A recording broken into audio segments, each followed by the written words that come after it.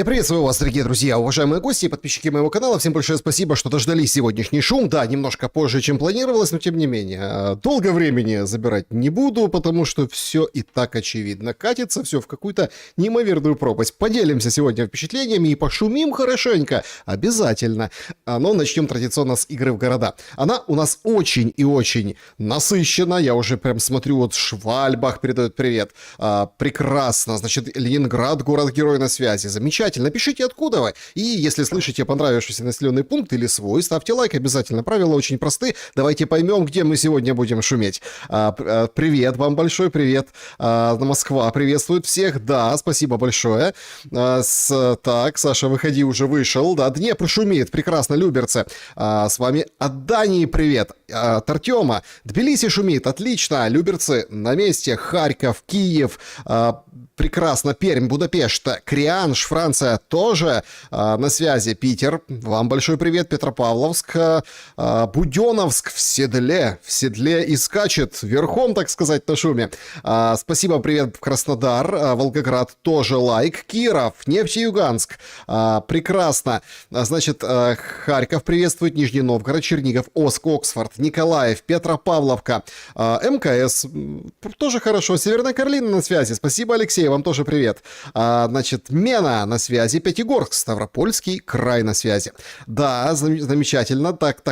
Привет с Урала. Киев, Старобельск шумит. Да, там шумно. Дай боже, как шумно. И, конечно, горький этот шум, но тем не менее. Да, вот город Свободный тут. Привет, город Свободный. Сургут на связи.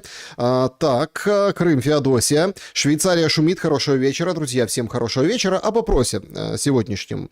Скажем так, удар орешником. Это...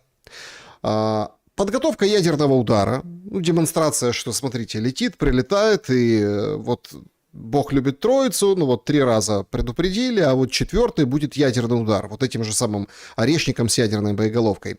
Второй вариант, пристрелка по мостам, ну то есть, смотрите как, целятся, выверяют, попадают, не попадают, а вот если накрыть какой-нибудь большой мост, или, например, Запорожскую ГРЭС, или что-нибудь еще такое, дамбу какую-нибудь, то, в общем-то, ну вот и все, как говорится, да, и вот будет рассечение пополам Украины, то есть это исключительно в таком конвенциональном, но именно в таком исполнении ждать. Военное решение еще до Старобельска. Это важно. То есть то, что мы увидели, большой массированный удар, Киев в дыму, атака, там, повреждения, разбили объекты гражданской инфраструктуры и, конечно же, попали и по центрам принятия решений даже, ну, по их коробкам, по зданиям. Это вот именно оно, да? То есть это... военное решение, причем Старобельск тут ни при чем, после команды Путина должна пройти еще какая-то, ну, неделя, да, как минимум, и вот тогда уже будет какое-то возмездие.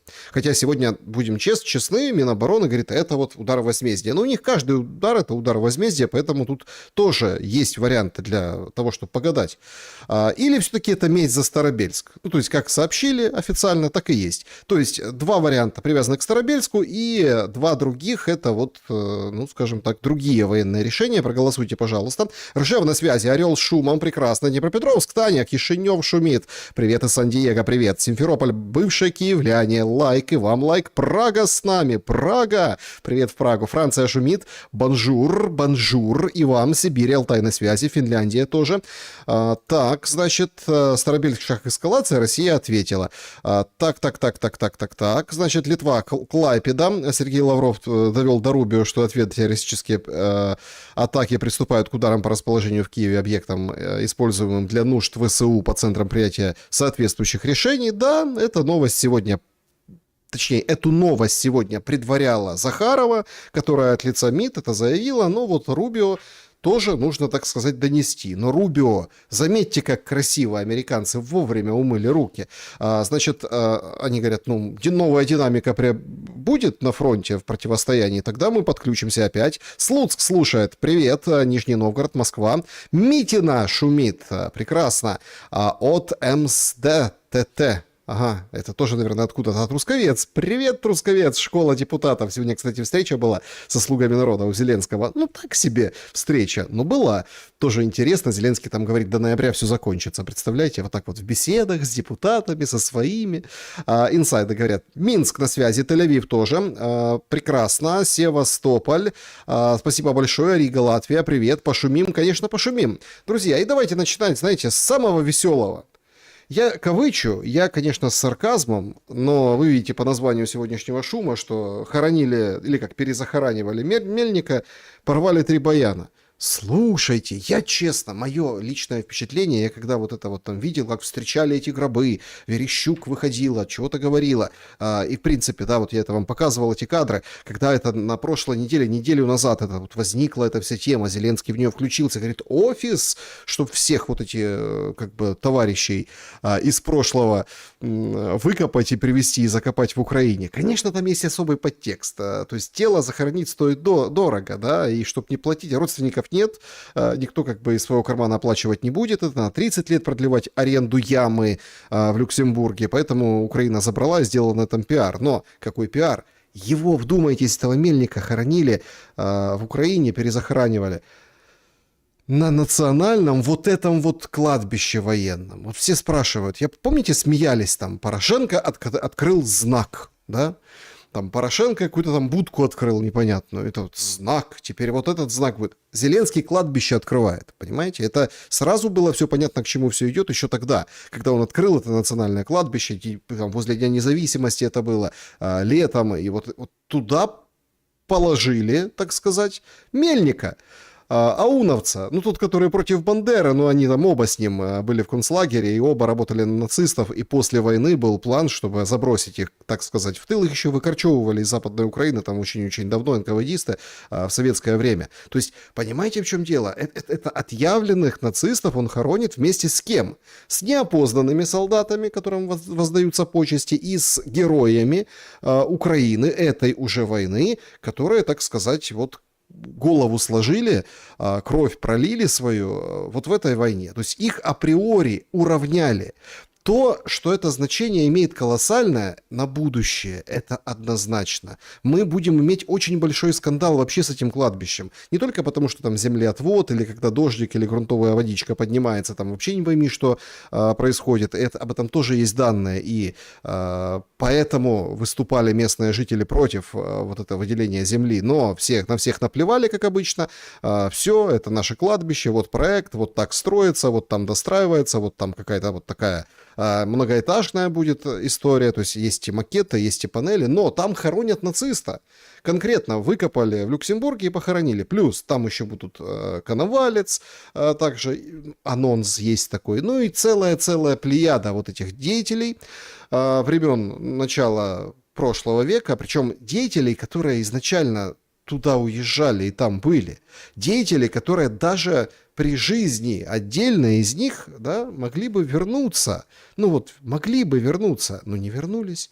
Деятели, родственники которых точно могли вернуться и быть здесь там внуками Бандеры, правнуками. Нет. Понимаете, никого, во-первых, мало кого осталось, во-вторых, они просто растворились, в-третьих, они не собирались быть в Украине после всего того, что случилось 100 лет назад.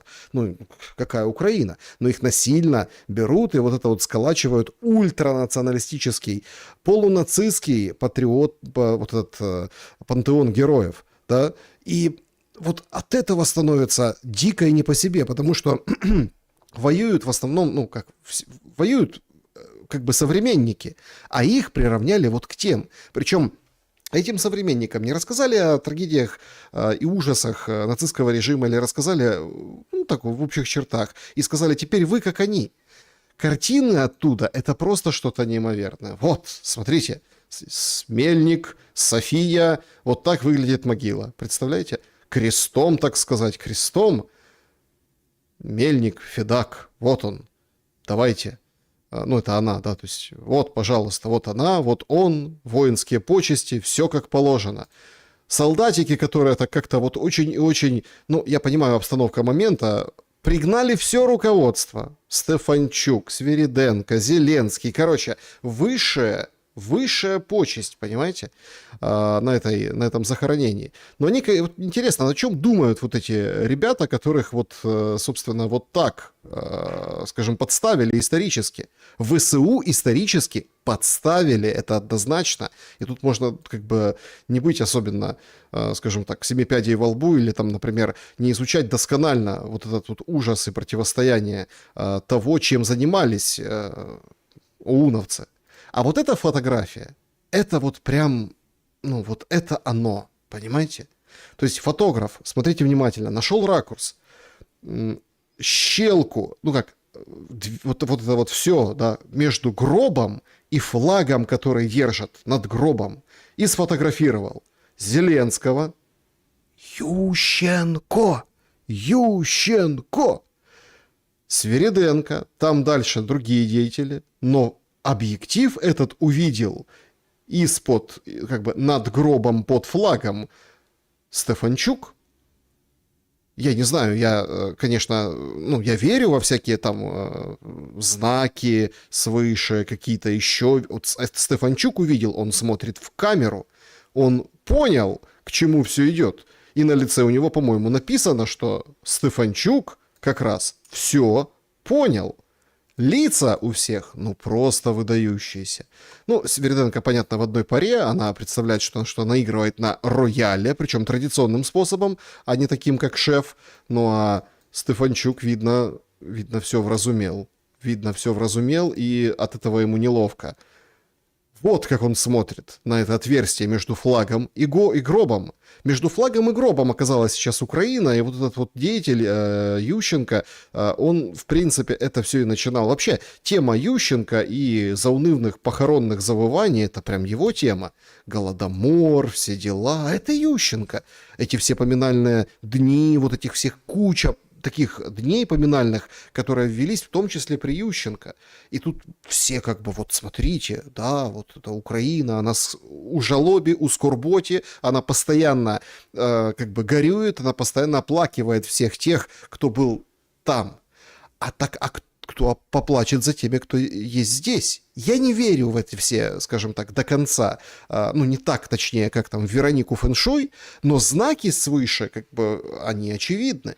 Это власть вся, вместе с Ющенко, начавшей в 2004 году с первого Майдана, и поместила Украину под флагом над гробом. И вот в этом промежутке сейчас находится история народа, некогда умного, красивого, работящего, трудолюбивого, хитрого, смекалистого, интересного, талантливого и того, который просто поражает всех своими песнями.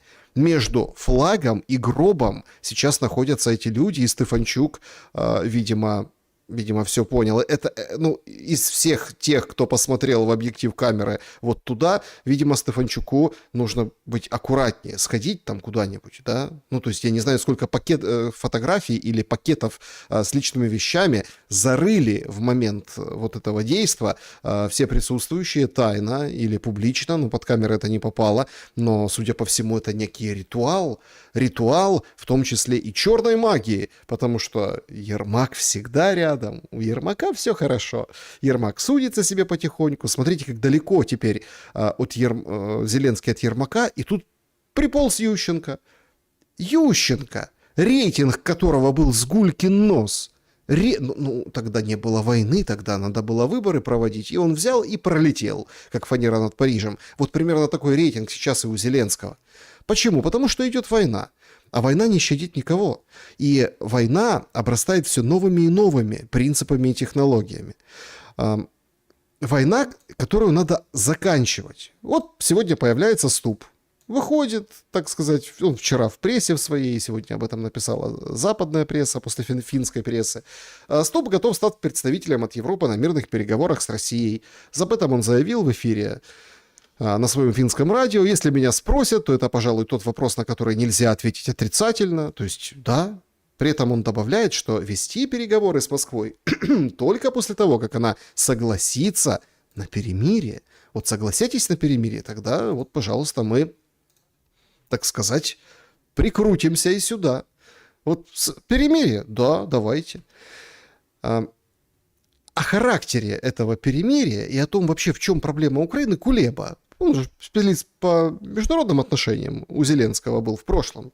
Вот как он говорит. Украинцы думают, что они всем нужны между флагом и гробом. Оказывается, не всем і не так уж, щоб нужны. Проблема України в світі, не України навіть, а от українського народу, в тому, що ми, і про це тому я і в книжці про це писав, дипломатичній кухні, в тому, що ми розуміємо інші народи через призму самих себе. Ну, типа, у нас є якесь уявлення про те, хто такі іранці, чи хто такі американці. От у нас є така ілюзія, що Україна потрібна Америці. І от ми 30 років живемо, значить, Україна потрібна, а Україна не потрібна Америці. Вибачте за сувору правду. І коли українці в Америці щось таке відбувається, що українці вважають антиукраїнським, ми такі, як це так, а що це сталося? Так там все має дуже чітке пояснення. Саме там щодо Європи у нас є якісь кліше, що нас не беруть в Європу, бо ми недореформовані. Та нас не брали 30 років в Європу, бо Європа вважала, що ми частина руського міра. Ну, але щоб вона не могла про це говорити, тому вона вигадала прекрасний аргумент. Ну, ви не готові. І навісила нам це на вуха. Вот, мы не часть русского мира, этим пропитано все, от начала до конца. Надо все показать, что мы нет, мы не часть, мы не такие, мы другие. Ющенко, смотрите, всех собрали на похоронах у Мельника. Радость-то какая, мы теперь не русские, представляете? И герои у нас кто? А вот эти. Ну то, что они нацисты, ну как нацисты, они же за свободную Украину. Потом уже боролись, ну или, по крайней мере, декларировали. А то, что в программах у тех лет у нацистов была как раз-таки вот эта карта для того, чтобы продолжиться. Ну, об этом стараются умалчивать. Так, ладно, все, разгромили ж полностью. Ну, какие-то там очаги, кто-то там уехал в Аргентину, а на самом деле не застрелился. Ну, вот такие басни рассказывают. Ну и все, понимаете? А на самом деле все продолжилось, еще больше продолжилось. Для того, чтобы показать, что Украина это не Россия и никогда не будет Россией, и не часть русского мира, и вообще просто, надо кинуть камень, огород соседу, другому, белорусам. Это же просто что-то. Всю неделю прошлую Зеленский ездил по северу Украины, готовится к круговой обороне Ковель в Ровенской области, готовится в Вышгород, везде. Громады, села, все под ружье. Правда, есть тут и такая очень сермяжная сторона вопроса.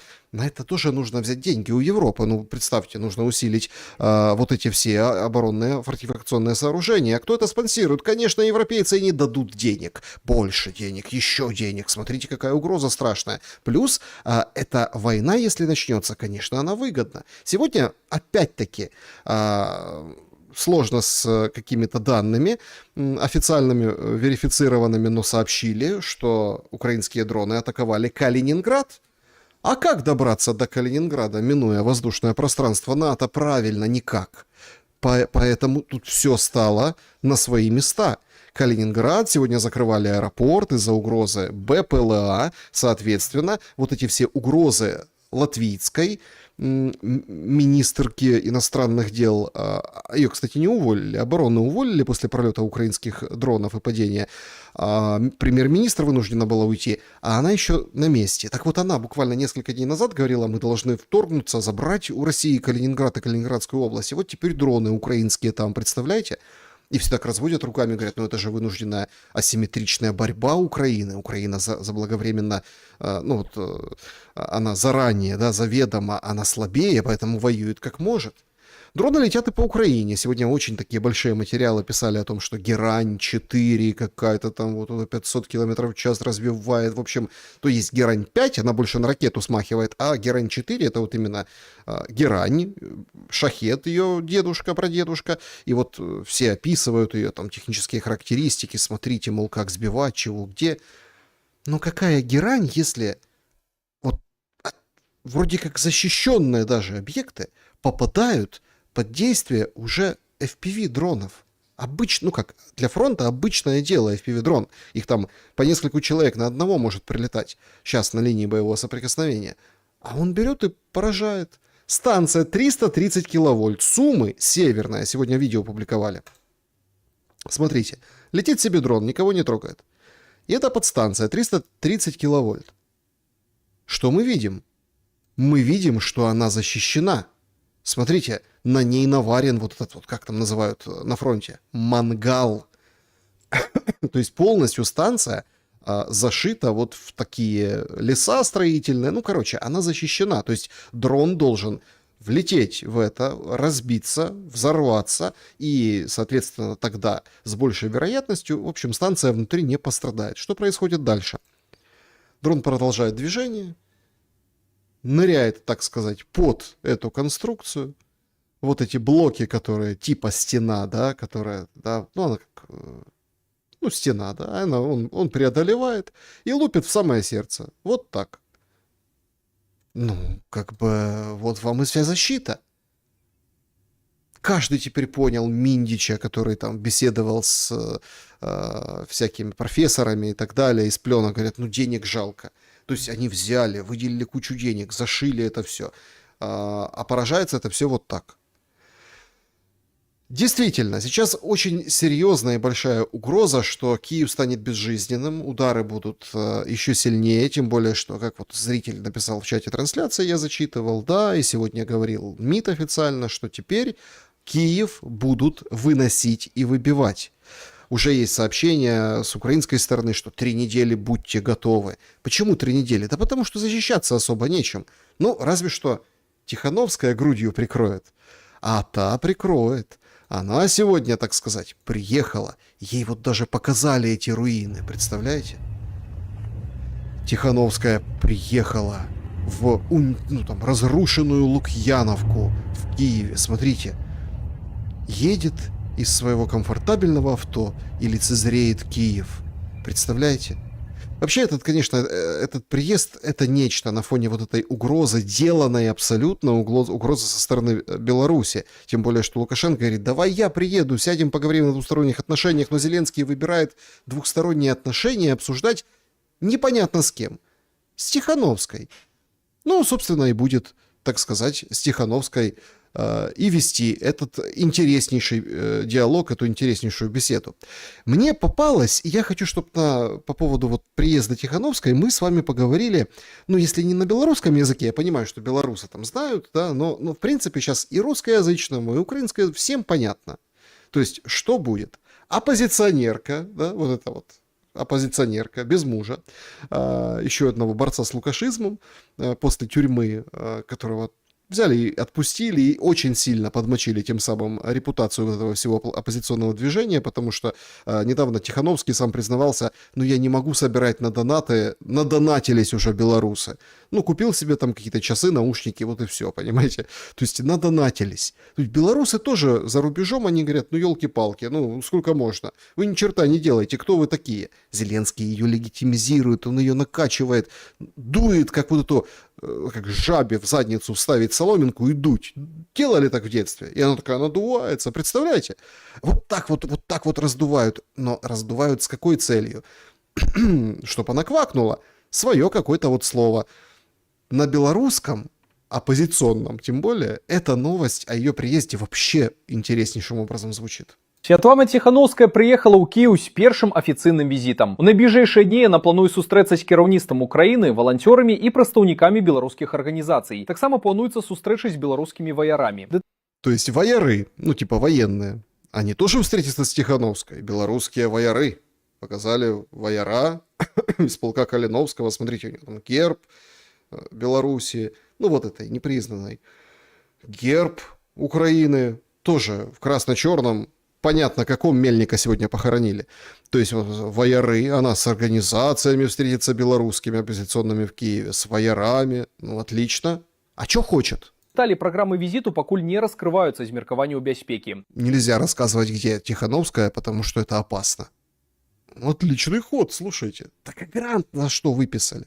Потом хоть покажите смету под грант приезд. Она только показала свой билет, где написано там Вильный, Киев, там Свободный, Минск, вот это вот все.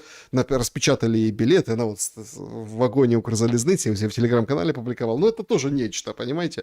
Ну, то есть, куда едет Тихановская, мы не расскажем, потому что опасно. Ну, раз опасно, то можно, в принципе, ни с кем не встречаться. Ну, с военными надо. У каментары нашай Ніве Святлана кажа, што ў Кіеў яна едзе не толькі з палітычным парадкам з дня, але яшчэ і з асабістым пачуццём удзячнасці і патрэбай зарадзіцца энергіяй перамогі. Вот оно! То есть она едет, из окна у нее руины. Нет, я понимаю, за что благодарность. Ну, я понимаю, за что благодарность. Ну, представьте, встретиться. У нее вообще... Такое ощущение, что они забыли все. Она просто, кто ты? Тихановская, а кто это? Ну, хоть муж немножко напоминал эту фамилию, который там чудил без баяна или с баяном. Но, понимаете, то есть это одно. Ее помнят, ее уже как бы стали забывать. Она уже тень мужа стала после его выкрутасов. Поэтому мужу сказали схорониться, и надо накручивать и опять раздувать ее. А с чем она едет? С чувством благодарности. Не, понятно, за это, конечно, надо благодарить. Приехала поблагодарить Украину. За что? Ну как за что? За то, что, так сказать, можно грант свежий выклинчить, выписать.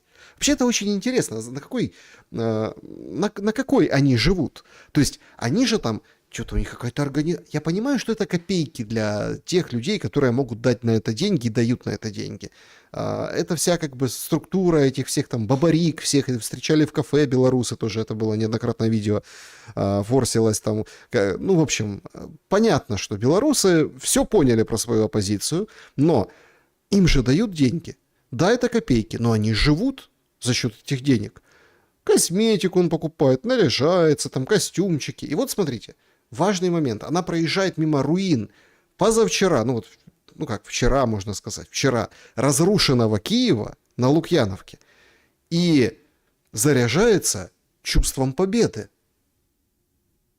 То есть мы залазим, я понимаю, нас смотрят белорусы, да, ну давайте сделаем им приятного, залезем в шкуру белорусов.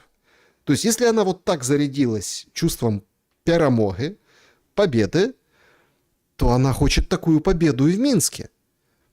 Выйдите по Минску, пройдитесь, кто может, кто нет, хотя бы там погуляйте по интернету, там какие-то интернет-экскурсии, просто Google карты откройте, посмотрите по сторонам.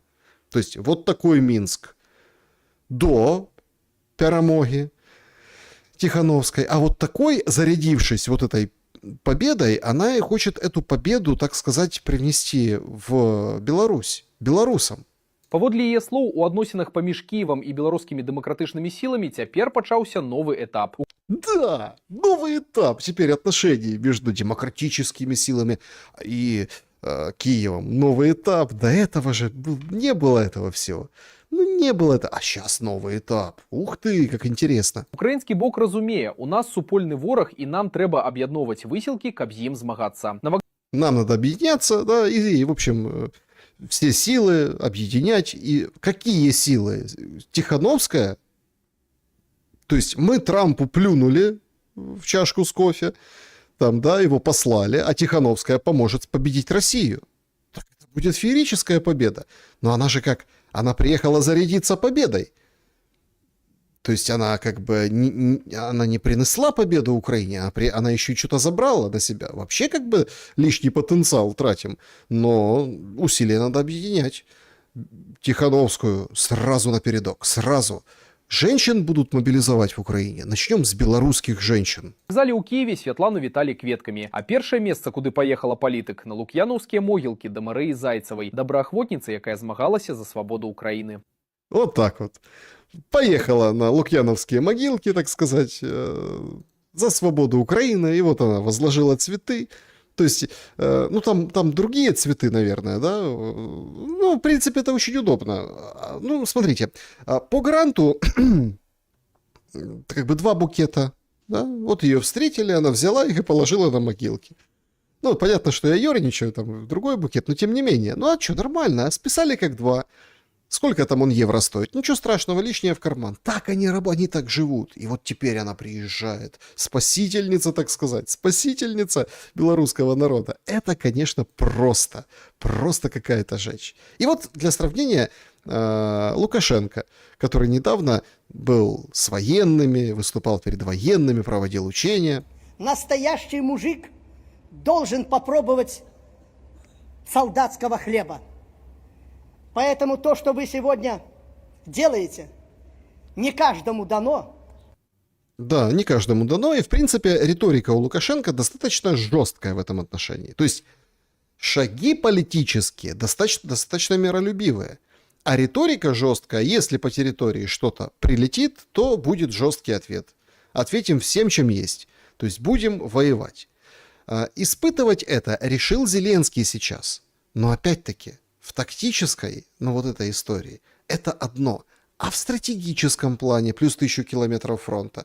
Нет, можно еще больше денежек стрясти с Европы, можно еще больше загнать местное население, заменив его индусами, бангладешцами, которые будут работать, а все те, которые работали худо-бедно, пойдут на фронт. Ну, потому что еще с белорусами надо воевать, или как, с белорусской территорией. Но стратегически это будет катастрофа, потому что на фронте, ну, то есть изначально этот фронт, потому что леса, болота, он не будет вот таким, как на Донбассе. То есть, помните песню «Вышел в степь Донецкую парень молодой». Да? То есть, понятно, что там ездят вот эти наземные роботизированные комплексы, вот это все летает, вот это все. А там же как бы леса. Там густые леса, даже когда нет, собственно, вот этой зеленки. То есть, но они хотят начинать уже сейчас. Тут получается очень странная самоубийственная стратегия, но нужная для того, чтобы не выпустить шатающуюся Европу, которая там то переговорщиков назначает, то еще что-то, то говорит, а давайте как-то договариваться, давайте... 90 ж миллиардов так и не дали. И первый транш вроде как согласовали, но его не дали. Ну, поэтому нужно срочно хоронить Мельников, дергать за усы Лукашенко для того, чтобы дали. Дали.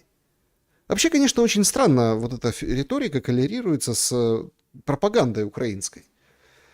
Вот смотрите, приехала Тихановская. Кто, что она, какие у нее есть рычаги внутри Беларуси? Да никаких.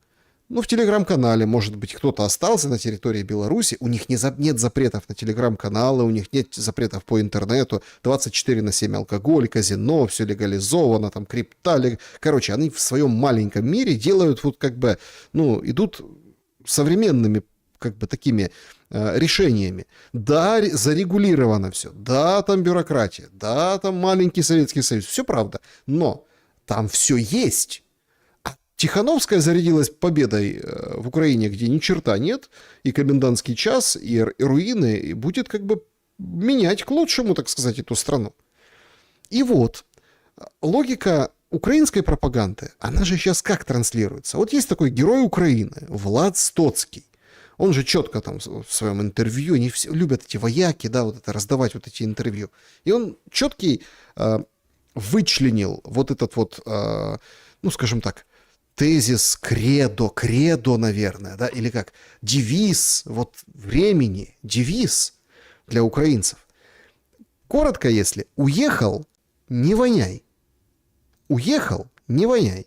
Тепер поздно. Ну що я зроблю? Війна, звісно, всім страшно. Всім цей, що ви думаєте, воєнним не страшно? Всім страшно. Втекли, окей, нема питань. Є такі, що втекли і трошки допомагають, щось підтримують, якось там репости, донатять. Це даже хорошо. Я даже таке, все, красавчик. Працюєш, заробляєш гроші, можеш якісь там $200 в місяць давати. Красавчик, нема питань. Чи навіть ти платиш.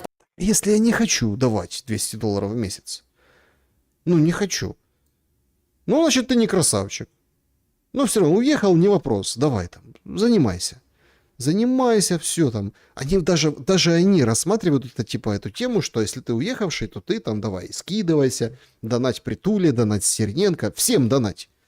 Хочешь, не хочешь, донать. Ну, молодец. В любом случае, мы не против. Уехал, бог с тобой. Но когда ты уехал и начинаешь там что-то рот открывать. Бабки тільки в Сполучених Штатах. Нема питань. Но є такі, що поїхали туди, там сидять, вони тут, ну, Зеленський, конечно, предатель. Предатель. Зеленський, конечно, всі хотят нас это, ну ми ж проіграємо, ну тут зачем это? І там вони цю думку, там, я називаю, вони воняють, смердять там. От вони приїхали, оточення українців, так само, європейців, і він воняє, смердить, тут все плохо, коррупція. Вонючки, украинцы вонючки, понимаете? Вот это ходят, вот это там дисциплину разлагают, рассказывают этим европейцам, понимаете? Вонючки. Мендель.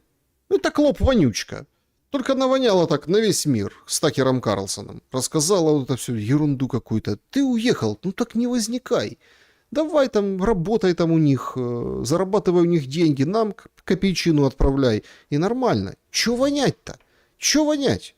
Предательство, всі плохі. Я, звісно, ну, я нормальний чувак, а всі погані. От таких я взагалі не приварюю, це просто це баласт. Ну, якщо ти вже втік, то сиди мовчки, або тихенько там щось підтримуй, роби свою роботу. Це твоя країна. Ти можеш втік, а твої батьки тут, то я захищаю твоїх батьків. Понімаєш? Понимаешь? Я защищаю твоих родителей, ты уехал, а я здесь, поэтому молчи, заткнись, в конце концов. Тихановская уехала и воняет. С сегодняшнего дня она официально воняет вместе с Зеленским. Как это складывается в одну идеологию? Тихановская, ну уехала, сидишь там, ну все, ну как бы не воняй. Нет, она воняет против белорусов. То есть Тихановской вонять можно, а украинцу нельзя. Потому что Украина же против Украины воняет, а Тихановская против какой-то такой своей, там, какой-то оккупированной Россией страны. Вот такая логика. То есть вы видите, насколько этот центральный сигнал, казалось бы, эти два примера говорят об одном и том же. Тот, который вояка рассказывал, я твоих родителей защищаю, сиди там и молчи, зарабатывая, подкидывая нам деньжат сюда. Я защищаю там твоих оставшихся родных. А Тихановская нормально. Слушайте, я вот в этот момент ее сегодняшнего приезда что-то вспомнил про Протасевича. Оди молодец, слушайте. Не знаю, может быть, он и не был там никаким агентом, да, как потом это преподнесли. Ну, сейчас работает себе сварщиком на заводе, вот это вот все. И как бы и в ус не дует, зарплату получают, зарплата там нормальная, трудится. Вообще в голову эта нехта улетела, понимаете, вот это вот наша Нива всякая, которая там рассказывает о том, что Тихановская приехала зарядиться победой в Украине, вот это тоже не несет всякий бред. И спокойно себе его как-нибудь отбелили, приземлили, отбелили. Он сказал, я работал всю жизнь на Лукашенко, как ему там еще оставаться в нормальных условиях, не в тюрьме, и это говорить. А где остальные оппозиционеры? Они же пачками Лукашенко их выпускает, пачками. В обмен на хорошие отношения и налаживание отношений с тем же Трампом. Ну, они потерялись, сейчас найдутся, сейчас повылазят после такого-то надувательства жабы Зеленского. Но тут интересный нюанс по поводу, ладно, бог с ней с Тихановской, по поводу украинцев. Есть такой блогер, хлопец из тех же, уехавших, вот о котором говорил военный. Он себе ведет свой блог, он живет во Вьетнаме. Ну, там что-то комментирует ситуацию, понятное дело, там, как кому где жить, бытовые вещи, разные там свои взгляды. Просто обычный блогер, да, из соцсетей. И вот он поделился очень интересной историей. Он во Вьетнаме живет на острове и ходит в кафе кушать. Ну, еда копейки во Вьетнаме, на острове, что там, да, как бы все. И он поразился, что он там викопав. У В'єтнамі сижу, снідаю, бачу стенд з книжками. І думаю, гляну, що там за книжки. І знаходжу я українську книжку. І я зараз спробую вам зачитати один рядок з цієї книжки. Не рядок, а таку трошечки багато. Наскільки б мій батько не виховував мене патріотом, наскільки б я сам не намагався виростити в собі безумовну любов до своєї держави, я мушу визнати одну складну істину.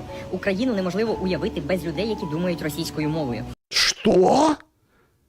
Это он так книжку надыбал там в этом буккроссинге в каком-то вьетнамском, не знаю, Генделе, в какой-то кафешке, забегаловке вьетнамской. Невозможно в книжке написано представить украинца, который, Украину без украинца, который думает по-русски. Надто глибоко ця мова, ця культура, ця історія плелися в тканини нашого суспільства. Це не просто слова чи звуки, це мільйони людських доль, спогадів, довіри дитинства, пісень, болю і мовчання. Вирвати це різко все одно, що намагатися висмикнути кілька хребців із живого організму і сподіватися, що він продовжить іти рівно. То есть это взять и хребет вырвать, части позвоночника, и надеяться, что будет идти дальше ровно. Как это вырвать? Как вырвать? Слушай, ничего себе там во Вьетнаме, бог знает где, книжки раздают. И он прям взял и прочитал. Нація не механізм, який можна перебудувати за наказом. Це жива матерія. І коли зміни проходять через примус, вони залишають після себе не силу, а тріщини.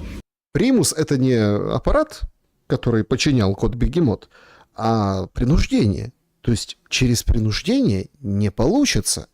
Писали умные люди. Не єдність, а образи. На майбутнє, а на новий виток ненависті. Тому єдиний шлях, який я бачу для України, це шлях довгий і терплячий. Не забороняти, а надихати. Не виривати, а вирощувати. Створювати таку культуру, таку атмосферу, за якою українською мовою захочеться говорити. Захочеться думати, захочеться мріяти. Бо справжня перемога культури приходить не тоді, коли іншу змушують мовчати, а тоді, коли твоя стає настільки сильною і красивою, що люди самі обирають її серцем. І неважливо, найбільша зрілість держави – це не здатність карати за інакшість, а здатність поступово перетворювати її на частину спільного майбутнього. Марко Верес з книги «Тиша поміж прапорами». Як вам? Я в шоці. В В'єтнамі, на острові. Марко Верес. Тишина между флагами. называется книжка, которую он надыбал во Вьетнаме, приходя там на обед или там, на завтрак на острове. Проблема Украины, вот этих Ющенко, вот этих между флагом и гробом, которые сфотографировались, только в том, что эту книжку должны были прочесть. Да, ее напечатали, и каким-то чудом оказалось, бог знает где. Только прочесть украинцы не во Вьетнаме должны были. Сейчас. А раньше, до 22-го, лучше до 14-го года, читать эти книги нужно было. А сейчас имеем каждый день убитые. Каждый день. Вот сегодня очередной дом поразили россияне, и очередная трагедия. 2 человека погибших, там с десяток раненых. Вот мэр города рассказывает. Анатолій Вершина, мер города Павлограда. На жаль, сьогодні терористичні атаки з боку країни-агресора в нашому місті, в нашій громаді прийшла біда. Тому зараз всі працюють над ліквідацією наслідків надзвичайних ситуацій. В місті декілька локацій. На цю хвилину ми вже маємо 1 загиблу, як мінімум 5 постраждалих людей, різні ступені тяжкості. І зараз ми бачимо наслідки цієї звірячої атаки з сторони країни-агресора. Постраждали дуже багато будівель, квартири, офісні приміщення. І ніякого відношення вони не мають до військових або щось таке пов'язане. Тому зараз працюють всі служби над ліквідацією, всі задіяні правоохоронні органи. Тримаємось. Тримаемось. Тримаемось.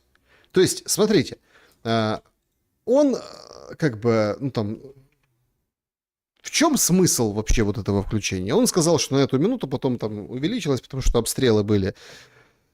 Сегодня Павлограда, они как бы потом продолжились, там тоже несколько, 2 волны, по крайней мере, те, которые я там отслеживал. Что он говорит? Он говорит от имени громады.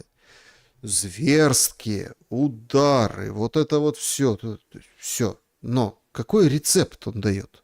Тримаемось, ну типа держимся, держитесь. Хочется продолжения. Ну то есть, понятно, звери-россияне лупили по мирным, вот это все. Нет вообще военных объектов в Павлограде, непонятно куда били, только вот мирных терроризируют. Окей, держимся. До какого периода? Ну, раньше хотя бы там хоть что-то говорили там. Вот я против вот этих вещей, когда там вот рассказывали про кофе в Ялте, помните? Прогуляюсь на набережной, ну хотя бы хоть какой-то там концерт группы «Антитела» в Крыму. Ну хоть ты понимаешь, ага, до августа, хорошо. Так, а до какого момента держаться? В чем смысл? Вот как держаться? Сегодня Зеленский с фракцией встречался. По сути, ну как сливают там инсайдеры, депутатов знают, вот это все. Ну, как бы ни о чем. Встреча, так все в заголи по заголях, вот это все, вот это вообще, то есть непонятно как, вот это Ермака нет, вот это он просто встретился с ними, да и все, но вроде как заявил о том, что до конца, или там до ноября, до конца осени, в общем, может закончиться война. То есть после того, что вот куда мы сейчас зашли, куда мы ножку занесли через этот порог, после Старобельска, после вот удара по Киеву, после вот этих вот, скажем так, анонсов МИД Российской Федерации сегодня, мы понимаем, что ножка уже занесена, и уже мы переступили, так сказать, и вот дальше мы заходим в коридор эскалации. Коридор тяжелейший, потому что россияне четко, публично, на весь мир, американцам по телефону, всем остальным тоже, заявили, что будут бить по Киеву. Все. Как говорится, Киев, вставай. Помните, Киев, вставай, скандировали. Киев, вставай и уезжай. Четкий, понятный сигнал. Удар был колоссальнейший. Но что у нас вот, да, ну вот смотрите, там удар Орешника публикуют. Вот так вот он выглядел. Это вот по Белой церкви, да, вот этот удар. Причем я вот пустил в ускорке. Уже начинают говорить, да как-то он там слабо летит. А вот мы сравнивались по Днепру, когда первый был. Первый Орешник летел бодрее, веселее. Да и вообще там, что там вообще в этой Белой Церкви, что там пострадало. Блогеры приходят туда, в эти гаражи, снимают, смотри, вот тут был центр принятия решений, дядя Коля хотел забухать, а вот здесь там налил 50 грамм, а там Обама прятался в подвале, в яме автомобильной, гаражной, а вот тут там закрутки, а вот это вот все, начинают ерничать, вот это все, снимают, смотрите как. Да и вообще там не сильные разрушения. Ну що, ось він приліт однієї з частини Орешника. В Білій церкві знайшов одненько, отут позаду цей гаражний кооператив, он за забором, куди прилетів цей Орешник. І ямка ця виглядає взагалі, ну, 152-й снаряд. Ось так буде краще. Ось рівень землі, ось навколо мене все. Ось така ямка. Але розуміємо, що це все просто була болванка пуста. Але з висоти 70 кілометрів прилетіла і зробила невеличку ямку розміром як приліт 152 мм калібру. Ну и все. 152-й. Ну что? Ну, понятно, что он без боевого заряда, без ядерного. Ничего страшного. Можно воевать и с Орешником. И все вот эти, как на заказ, лазящие там по руинам этих гаражей в Белой Церкви, делают этот контент, но никто не пришел. То есть все же видели. Все не слепые. Какой примерно, то есть идет с расстояния достаточно большого это все снято, какой разлет вот этих прилетов. То есть я читал, что говорят, что это вообще взрывной волной все посносило, вот эти, перелопатило эти гаражи, да, и там вот эти ямки поделали как бы отлетевшие части этих, плиты вот с этих гаражей. Ну, опять-таки, это все, наверное, ИПСО, это все пропаганда, о чем вы, не верьте. То есть, а что там на этом аэроремонтном возле взлетной полосы Белой Церкви? Что там находится? Что там? Какие последствия? Нет. Будут последствия показывать вот эти. Чтобы вы, украинцы, не боялись Орешника. Не бойтесь. Ну, он же без заряда, без боевой части. Ну и все. Ну, а так мы можем... Ну, 152-й снаряд. Ну, хорошо, далеко долетел куда-то. Ничего страшного. Все. Держим строй. Или как там? Тримаемся. Как вот мэр Павлограда. Держимся. Ну, держимся. Уже Орешник прилетает. Держимся. Ракет противоракет нет, патриотов нет. Нам Фламиндич, вот этот, который Штиллерман приходит на заседание этой комиссии парламентской сегодня, говорит, вы нам вставляете палки в колеса, вот эти центры противодействия коррупции, а там они получали деньги, не пойми откуда, из-за рубежа. Короче, намек на иноагентов. Хотя в Украине ж нет иноагентов, вы же понимаете. В Америке есть, в России есть, а в Украине нет. Ну, в общем, они вообще такие-сякие, нам все портят, все. А у нас там проект Фрея, это чтобы летели там далеко дроны на Москву. И вообще у нас есть свой аналог Патриот в разработке, а мы не можем начать, потому что по нам такая атака. А ракет не... Так а сейчас есть ракеты? Нет. Игнат четко говорит, ракет нет. Дефицит. Зеленский четко говорит в обращении сегодняшнем. Нет, дефицит.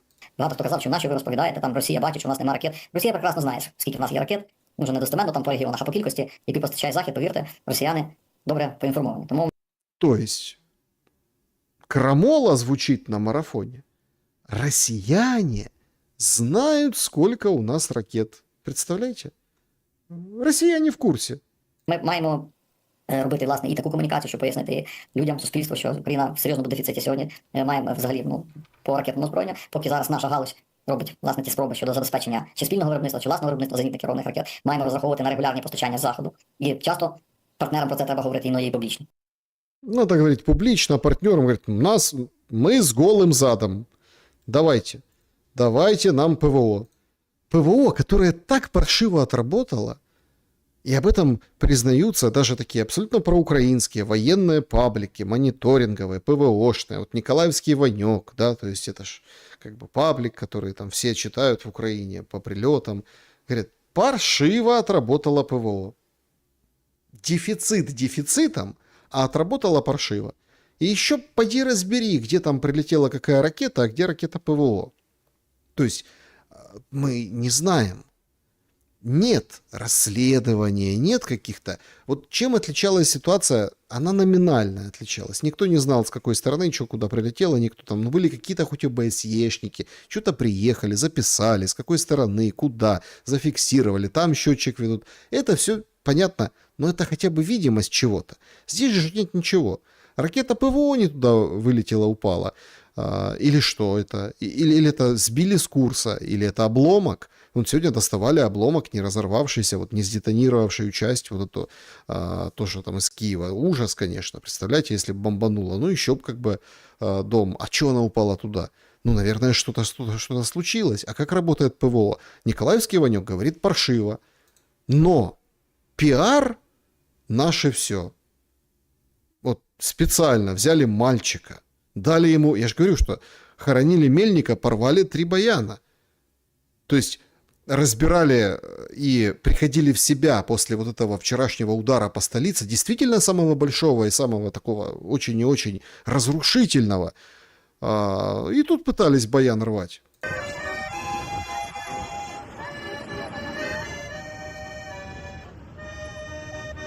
То есть мальчик играет на баяне. Конечно, он, наверное, ну, скажем так,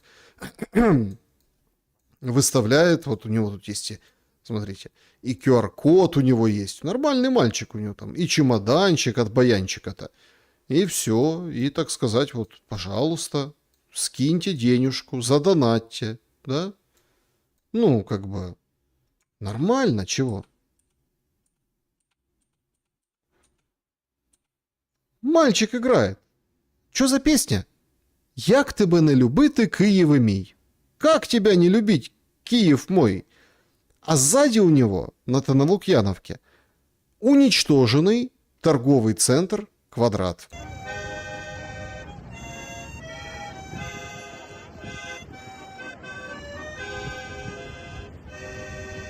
Да, вот так вот. Молодец, мальчик. Отлично. Что нужно, чтобы это остановить? Ну вот что нужно?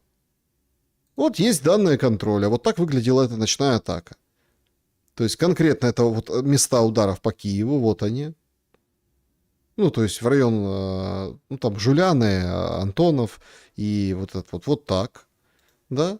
И, соответственно, зачем нужен этот мальчик? Зачем вот нужны вот эти все, вот эти мансы? Они говорят, мы должны это говорить. Кому? Европейским партнерам. Каким партнерам?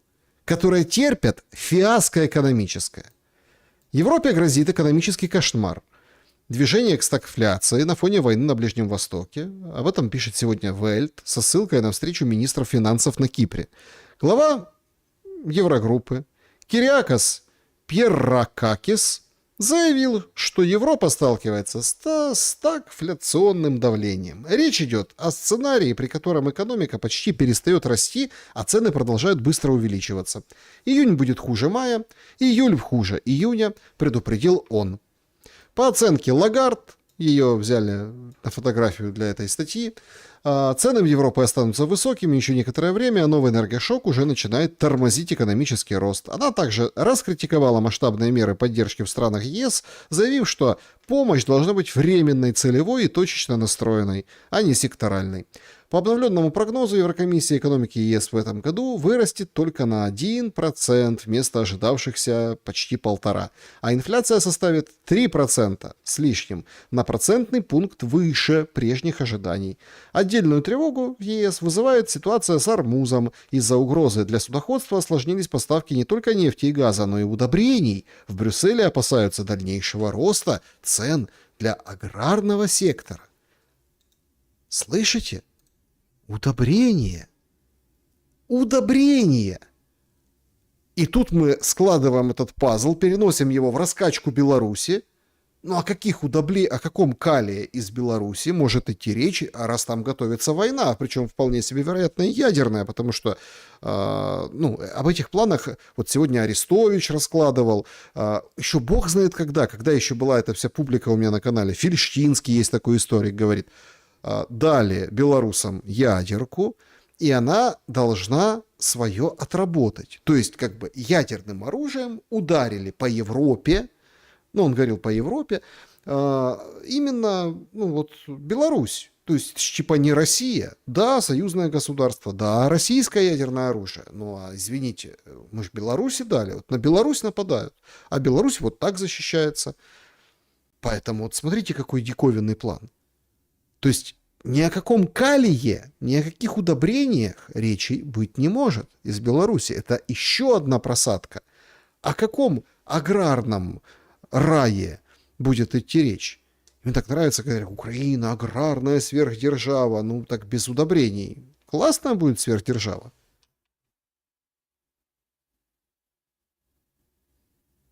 И параллельно с этим Россия как бы дает понять, что все легко не будет.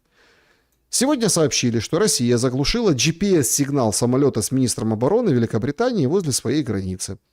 Как сообщает ВВС, инцидент произошел в четверг, 21 мая, во время возвращения Хилли в Великобританию после посещения британских военных, участвующих в учении НАТО возле российской границы в Эстонии. GPS-навигация самолета вышла из строя во время трехчасового полета, из-за чего пилотам пришлось воспользоваться другой навигационной системой. Ну, это, короче, почти катастрофа, я вам хочу сказать. Особенно зная там навыки пилотов, все, надо другую навигацию. Без интернета был какое-то время. Заглушили, глушат все подряд, до чего дотянутся. Пока неизвестно, намеренно это было или не намеренно. В то же время журналисты послушали эту всю как бы историю про заглушенный самолет и говорят, подождите, а как так?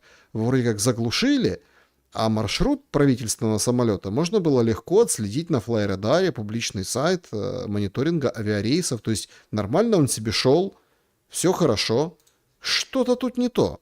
Особенно ввиду внутриполитической ситуации вокруг Британии, Стармера и его правительства, членом которого является Хилли. Какая-то странная история. То есть, нет, заглушили? Хорошо. Но так а почему его видно было? А они перешли на другую навигационную систему. Так говорили, что мне не было около там, третьего полета и около часа интернета. А обычно там есть интернет.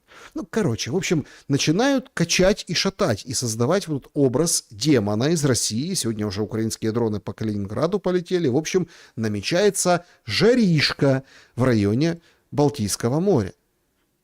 Но главный удар конкретно по Европе, это все-таки Ормуз разразилась просто необыкновенная, скажем так, скандальная Wall Street Journal статья. Значит, пишут редакционную статью, заголовок: «Спасет ли Трамп режим Ирана?» Критикуют сделку США и Тегерана, называют ее предательской. Wall Street Journal пишет, что администрация Трампа может фактически ослабить давление на Тегеран еще до подписания полноценного ядерного соглашения. Речь идет о возможном прекращении морской блокады Ирана и финансовых уступках со стороны США. Ну, короче, разморозят активы. Пока переговоры по ядерной программе еще продолжатся, спасение режима сейчас посредством экономической помощи станет настоящим предательством, даже в большей степени американских интересов, чем иранского народа, говорят в этой колонке редакционной. Считают, что если Ирану снова позволят свободно продавать нефть, то единственным рычагом давления на Тегеран остается только угроза новой войны. Ранее, призывал не идти на уступки Ирана. Также и один из самых известных ястребов, это Грэм, я ему показывал в каких-то из прошлых шумах. Так а что будет с ядерным оружием? Сегодня распространили информацию, что в принципе все на мази, и вот этот обогащенный уран отдадут китайцам. Представляете? Не россиянам, а китайцам. И об этом вроде как, почему бы и нет, можно было бы договориться. То есть Иран не ядерный, все, пожалуйста, вот сейчас договариваются. И единственная угроза — это новая война. То есть Китай подключается к этим гарантиям. Но тут вопрос, кинет ли Израиль и США тот же Китай, который подключается к гарантиям и забирает обогащенный уран. Так а что, если вдруг нарушат, он его назад отдаст? Вот тут возникает очень интересная комбинация. Аракчи сказал, что министр иностранных дел Ирана в свежем комментарии для американской, кстати, прессы говорит: война будет продолжаться. До тех пор, пока Трамп не поймет, что ее вести, что ее надо заканчивать. И не надо угрожать Ирану. Но Ирану все равно продолжают угрожать. И будут продолжать угрожать. Вот свежая обложка того же британского Time. Познакомься с новым боссом. Так вот там надпись. То есть победил картонного аятоллу. Картонного победил. Причем интересно, что риск возобновления бомбардировок на фоне передачи урана Китаю, он никуда не делся. И судя по всему, мое предположение, что этот слив, о котором гневно пишут ястребы с Wall Street Journal, все-таки подтверждается. Посмотрим по действиям. Если снимут санкции, вернут активы Ирану, тот отдаст уран, собственно, и все. Иран, получается, будет праздновать День Победы. А чтобы никто, собственно, не переживал, на всякий случай, запускают, очень такие прекрасные, я бы сказал, и замечательные истории про инопланетян. Fox News вообще показал, знаете, есть такое выражение, в видах дерьма не разбираюсь. А вот они показали, какие бывают инопланетяне. 4 разных вида инопланетян. Один ученый назвал их серыми, нордиками, инсектоидами и рептилоидами. Серые, нордики, эти экситоиды и рептилоиды. У всех у них по 2 руки и по 2 ноги, как и у нас. Эксперты предполагают, что рептилоиды покрыты чешуей и имеют длинные хвосты, как у ящериц. Инсектоиды похожи на богомолов, серые выглядят как классические пришельцы из кино, а нордики похожи на обычных шведов, только ростом по 2 метра. Шведы по 2 метра. Инопланетяне. А я знал, что шведы инопланетяне. Глядите, как помогают Зеленскому. Мы пока не видели доказательств, но Пит Хексет говорит, что скоро появится больше свидетельств. И в Конгрессе полно тех, кто в это верит. Я видела доказательства в защищенной комнате для секретных брифингов. Луна видела доказательства, представляете? Луна, Анна Паулина, та самая, которая конфеты с Путиным, Дмитрий ей дарил, ей конфеты. А там такие конфетки, и там цитаты Путина всякие разные. Представляете, она такая радуется. Ой, спасибо большое. Говорит, я была в секретной комнате и все видела. Которые заставляют меня верить, что существуют вещи, которые мы не можем объяснить. И я наблюдала объекты нечеловеческого происхождения и создания. Это мое мнение. А рассекретить эти файлы непросто. Их прятали годами. И многие хотят, чтобы так и оставалось. Проблема сейчас в том, что глубинное государство сопротивляется президенту в вопросе публикации информации, хотя сам он свое слово сдержал. Я подозреваю, что некоторые из наших не самых дружелюбных товарищей и некоторые спецслужбы намеренно тормозят выдачу информации. Намеренно тормозит выдачу информации. Нельзя так. Анна Паулина Луна видела все. Вот сенаторы видят все. Все дело во власти, все дело в контроле. Именно это, в общем-то, и движет Вашингтоном. Так почему же наше собственное правительство изо всех сил пытается сохранить это в тайне? Дело в том, что около дюжины ученых либо пропали без вести, либо погибли. И мы не знаем, связано ли это напрямую, но люди просто боятся говорить. Я думал, что один из них согласится на интервью, но за пару дней до встречи он прислал мне сообщение. После долгих размышлений и разговоров с женой я понял, что если приму участие в вашем интервью, то пожертвую своей жизнью. Жены во всем виноваты. Товарищи, не надо жениться. А то жены не будут разрешать вам рассказывать об инопланетянах. Подумал, что получить такое сообщение, это очевидно очень тревожно. Но также обратил внимание на крайне специфический выбор слов, понимаете? Пожертвовать своей жизнью. Представляете, как сказать? Жертвовать своей жизнью. Жена жизни не даст. Не даст жизни жена. Представляете? Ох уж эти жены в Америке. Дэн Фарах, режиссер и продюсер фильма «Эпоха раскрытия», который и заставил зашевелиться эти файлы об НЛО. Хорошо, Дэн, что вы слышали об этих различных видах инопланетной жизни? Послушайте, множество людей, которых я интервьюировал для своего фильма, а это высокопоставленные чиновники разведки, официально под запись заявили, что за эти годы произошли десятки крушений аппаратов нечеловеческого происхождения, и структуры нашего правительства забирали обломки этих крушений, извлекая технологии нечеловеческого происхождения, а в некоторых случаях и нечеловеческие тела, которые находились на борту этих аппаратов. Многие герои моего фильма открыто говорят, что тела были не одного типа, а это значит, что видов несколько. Эти существа были живыми или мертвыми? Люди в моем фильме говорили о случаях, когда тела были мертвыми. Это были погибшие существа.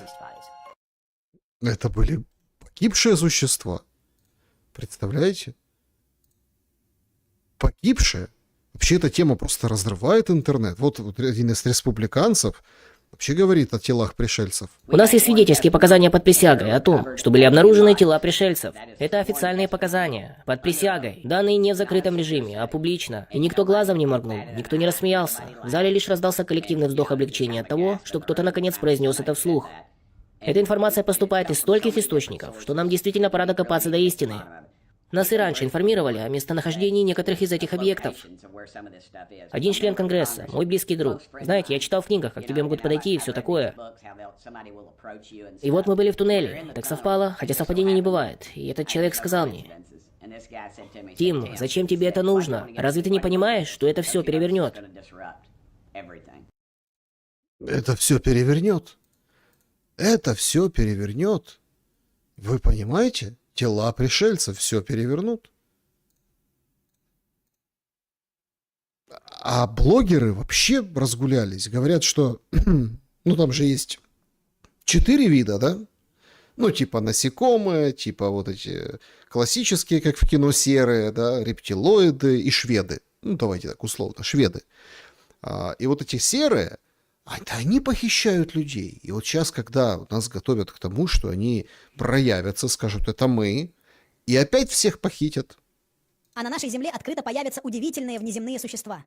Серые The Greys — это не просто выдумка из кино, я вам клянусь. Фильмы заимствовали это из древнего вероучения.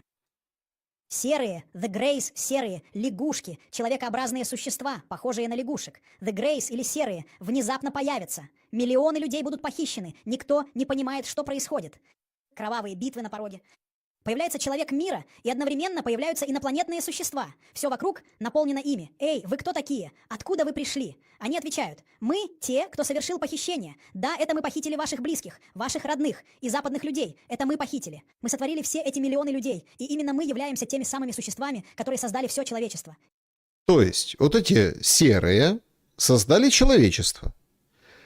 И это они там похищали, проводили эксперименты, вот это вот все. Короче, это мы. Вот эти серые, вот эти с головами, с глазами, это вот они. «Я ваш Господь и ваш материальный Бог. Я ваш Господь, и именно мы дали жизнь всему человеческому роду». Таково глубокое убеждение приверженцев диспенсационализма, и они в это искренне и совершенно непоколебимо верят. Трамп готовит нас. После удара по Ирану не бойтесь инопланетян. Правительство выпустило доклад о любых аномалиях, чтобы подготовить общество к грядущим событиям. Удар по Ирану произойдет после появления инопланетян. Да ладно!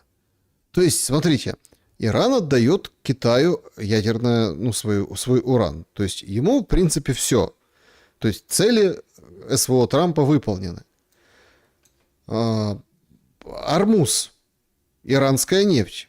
Трамп хочет забрать все себе, контролировать, да. То есть тут пока Wall Street Journal говорит, что Трамп всех предает, а на самом деле он нам покажет инопланетян. И вот уже, наверное, вместе с инопланетянами вот точно победит Иран. Серых, или так называемых серых, или лягушек.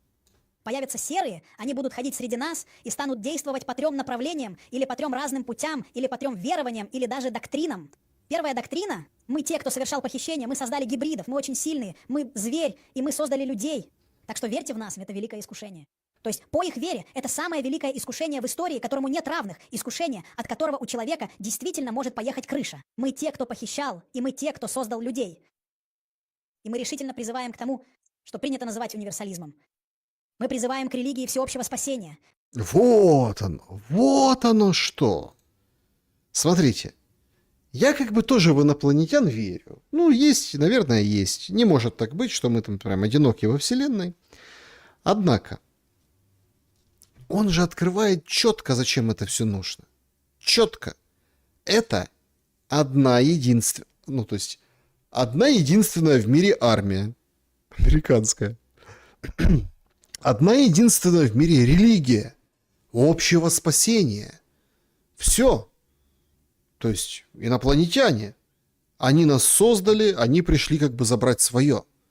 Соответственно, тут как бы если одна общая религия, то есть кто-то будет освобождаться от гнета инопланетян, а кто-то будет пытаться встроиться в новую парадигму.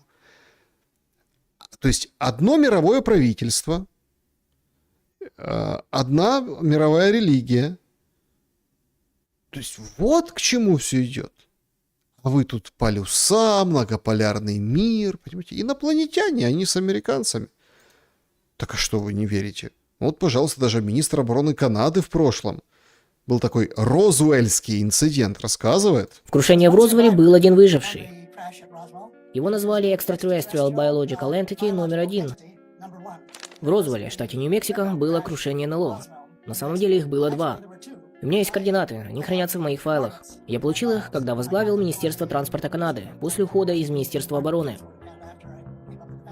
Эти материалы достались мне от моего предшественника, и, видимо, координаты были частью этих документов. То есть в Министерстве обороны Канады были документы. И он берет документы и прям их изучает. И вот сейчас, так сказать, дожил, наладан дышит, но помнит и говорит. Итак, было 2 крушения, но сразу признали только одно. Командир базы ВВС, где находились бомбардировщики и атомные бомбы, выпустил пресс-релиз. Он поручил своему пресс-офицеру написать и распространить сообщение, в котором говорилось, что они обнаружили и извлекли диск. Кажется, именно это слово было использовано. Эти сообщения появились в местных газетах, и вы даже сейчас можете найти их, если захотите. Но спустя 3 часа состоялась еще одна пресс-конференция. Ее провел бригадный генерал Роджер Реми, начальник того самого полковника. И он заявил, что произошла ошибка, это был не диск. Это был метеорологический шар, использовавшийся для изучения атмосферы. Перепутали просто. Просто зонд. Метеозонд. А это не диск. Он даже показал один такой шар журналистам для фотографий. Эта версия была опубликована в крупных восточных газетах, таких как The New York Times и The Washington Post.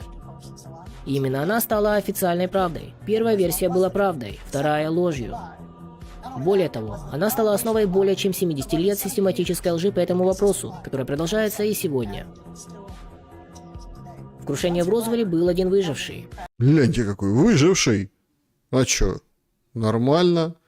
Это вот этот, который нас создал, общая религия. Серый, видите? Ну, классификация Fox News сегодня была дана. Его назвали Extraterrestrial Biological Entity номер 1. Внеземное биологическое существо, перевод. Со временем он выучил английский язык. Затем начал общаться со своим народом, поскольку, как утверждается, он был родом из системы Дзета-сетки.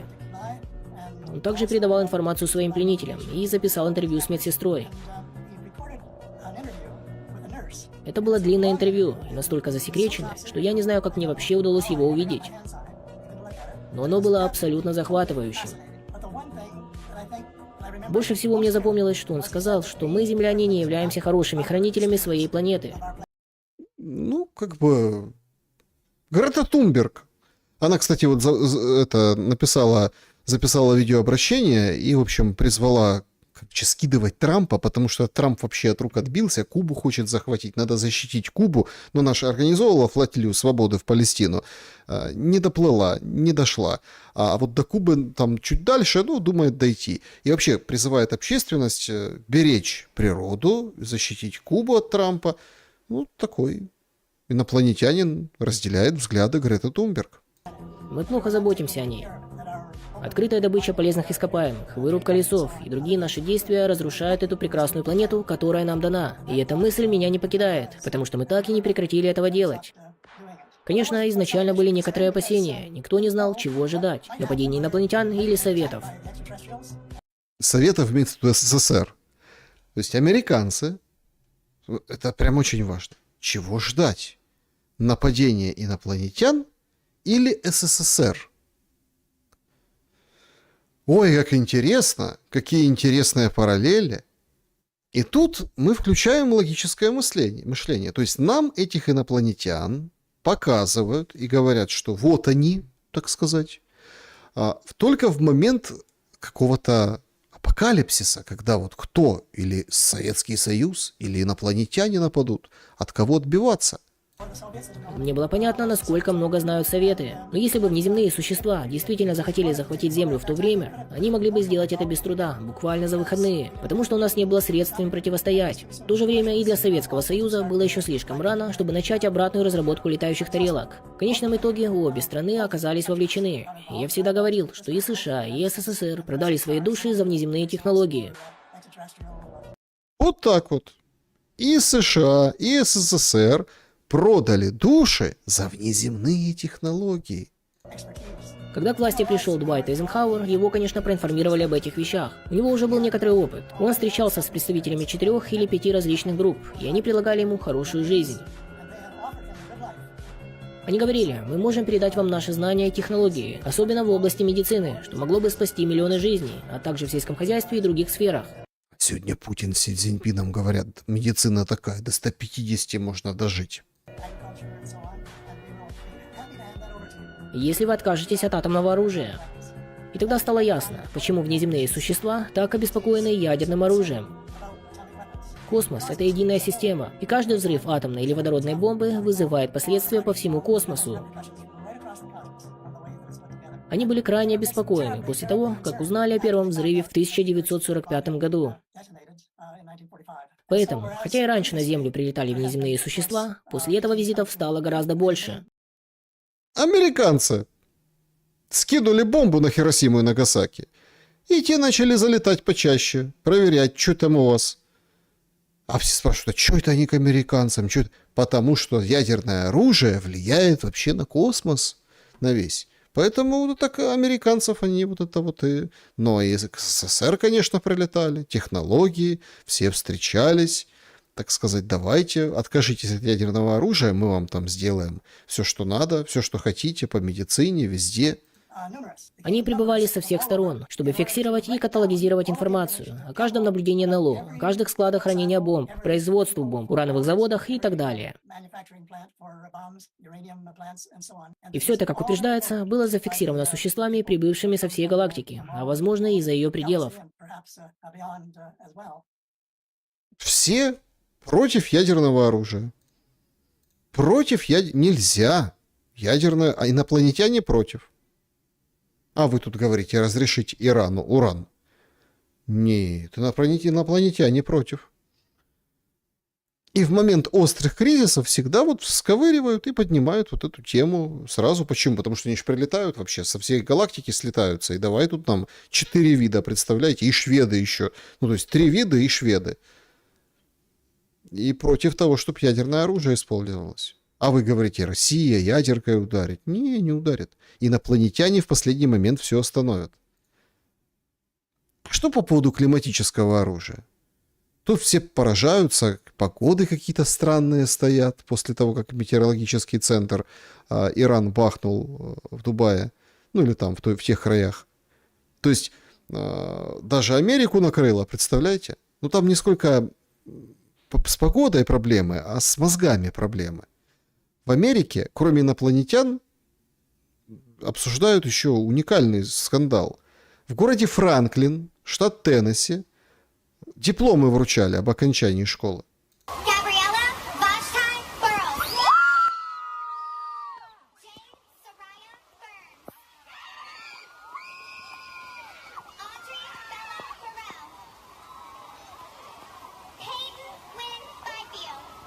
В общем, называется это вручение «не сахарные». Не сахарные, не расстанут. А что, жизнь тяжелая. Тут инопланетяне, тут искусственный интеллект, тут это вот все. А вы вот это вот знания получили, в жизнь вам путевку даем.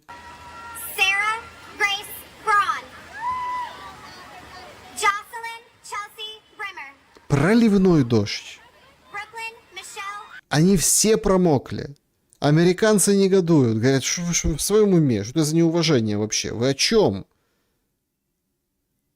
Ну, то есть, понимаете, о чем вы, какой проблем, ну, перенесите день, если не можете, давайте в помещении, нет, закаленные должны быть. Порфирий Иванов тоже инопланетянином был и призывал закаляться, а чего, под дождем так под дождем, запомнится лучше. Самое интересное, что одним из предвестников войны, это долго об этом горько шутили и саркастически, будут не прилеты по центрам принятия решений или там ядерный какой-то ответ, а будут конкретно инопланетяне. Ну, вот все, вот, смотрите, была пандемия, вот сейчас войны, вот эти, война, а потом раз инопланетяне, и все закончится. Центры принятия решений на вчерашнем, ну там позавчерашнем, вчерашнем, давайте так, ночь через ночь смотреть, они, конечно же, вот были. И мальчик не там играл на своем аккордеоне. Мальчик играл не там. Мальчик должен был играть возле здания сухопутных войск. Советник Минобороны Флэш подтвердил, что это здание, собственно, взяли и накрыли. Взяли и накрыли. Причем сегодня сообщили, что в этом деле задержали паренька, 18-летнего корректировщика. СБУ говорит, что 24 мая он корректировал атаку. 18 лет хлопцу. Задержали после того, как возле одного из объектов Министерства обороны он фотографировал. При этом вот сам ночной удар он не наводил. Он был задержан на следующий день, когда фотографировал последствия. Ну и за это ему грозит пожизненное, сообщает сегодня СБУ. То есть так и что-то вполне себе пострадало. Правда, там говорят, никого там нет, только сторожа. Ну и сторожа не погибли, значит, вообще никого нет. Ну а чего? Разрушили здание управления сухопутных войск. Но об этом как-то вот не особенно комментируют, ну, подтверждают только. То есть получается, вот, ну, как бы какая-то странная история. Люди бегут от этой войны, бегут как могут, да? А инопланетяне их почему-то, как американцев и западников, не воруют. Они готовы, пускай их просто вот эти серые, которые людей, в общем, крадут, чтобы они их украли от этого режима. Служба спасения Румынии сообщила сегодня, что эвакуировала из Мармарошского горного массива 30-летнего украинца, который около недели бродил по горам, поскольку заблудился. Об этом сообщает горно-спасательная служба региона Румынии. В службу позвонил друг семьи, застрявшего в горах украинца, после чего спасатели развернули поисковую операцию. Длилась около суток. И вчера они увидели мужчину с борта вертолета. По его словам, он больше недели скитался по горам, не ел более 4 дней. Из трудноспособного места в горах, труднодоступного, его вывели медики, передали экипажу вертолета, который доставил его в ближайшую больницу. То есть румыны, значит, украинцев спасают, а украинцы со своей стороны вот это вот преграждают, ловят, не дают пройти. Я думаю, точно надо вмешаться в этот вопрос инопланетянам. Ну вот точно. Причем интересно, что офисные публикуют очень интересные свои социологические исследования. Значит, выглядят они вот таким вот образом. 61. Это большинство, так сказать. У нас демократия или что? 61% украинцев поддержали бы мирное соглашение с территориальными компромиссами на референдуме. Если на референдум вынести вопрос о мирном соглашении, которое предусматривает территориальные компромиссы, такая формулировка, компромиссы, членство Украины в ЕС до 2027 года, гарантии безопасности, план восстановления, то они согласны. А 10% против даже такого. Относительно большинство украинцев также поддерживает идею проведения референдума, однако отношение постепенно ухудшается. Если в середине января 2026 года инициативу поддерживали 55%, сейчас 50%. Доля противников выросла до 40%. 64% украинцев готовы принять участие в референдуме, если бы его провели, и 31% точно пришли бы голосовать, а 33% скорее бы приняли участие. То есть прогревают уже под финал. Давайте какой-то референдум, давайте. И вот смотрят там, ну, территориальные вопросы, давайте внесем. Типа спросить народ хотят. Переложить ответственность за то, как навоевались. Переложить. Конкретно за все то, что происходит. Потому что тут тоже ведь очень интересно получилось после этого удара по управлению сухопутных войск, по Белой Церкви, по Киеву, по Квадрату с этим мальчиком на аккордеоне. Соцсети как-то слабо отреагировали. С недоверием, я бы сказал.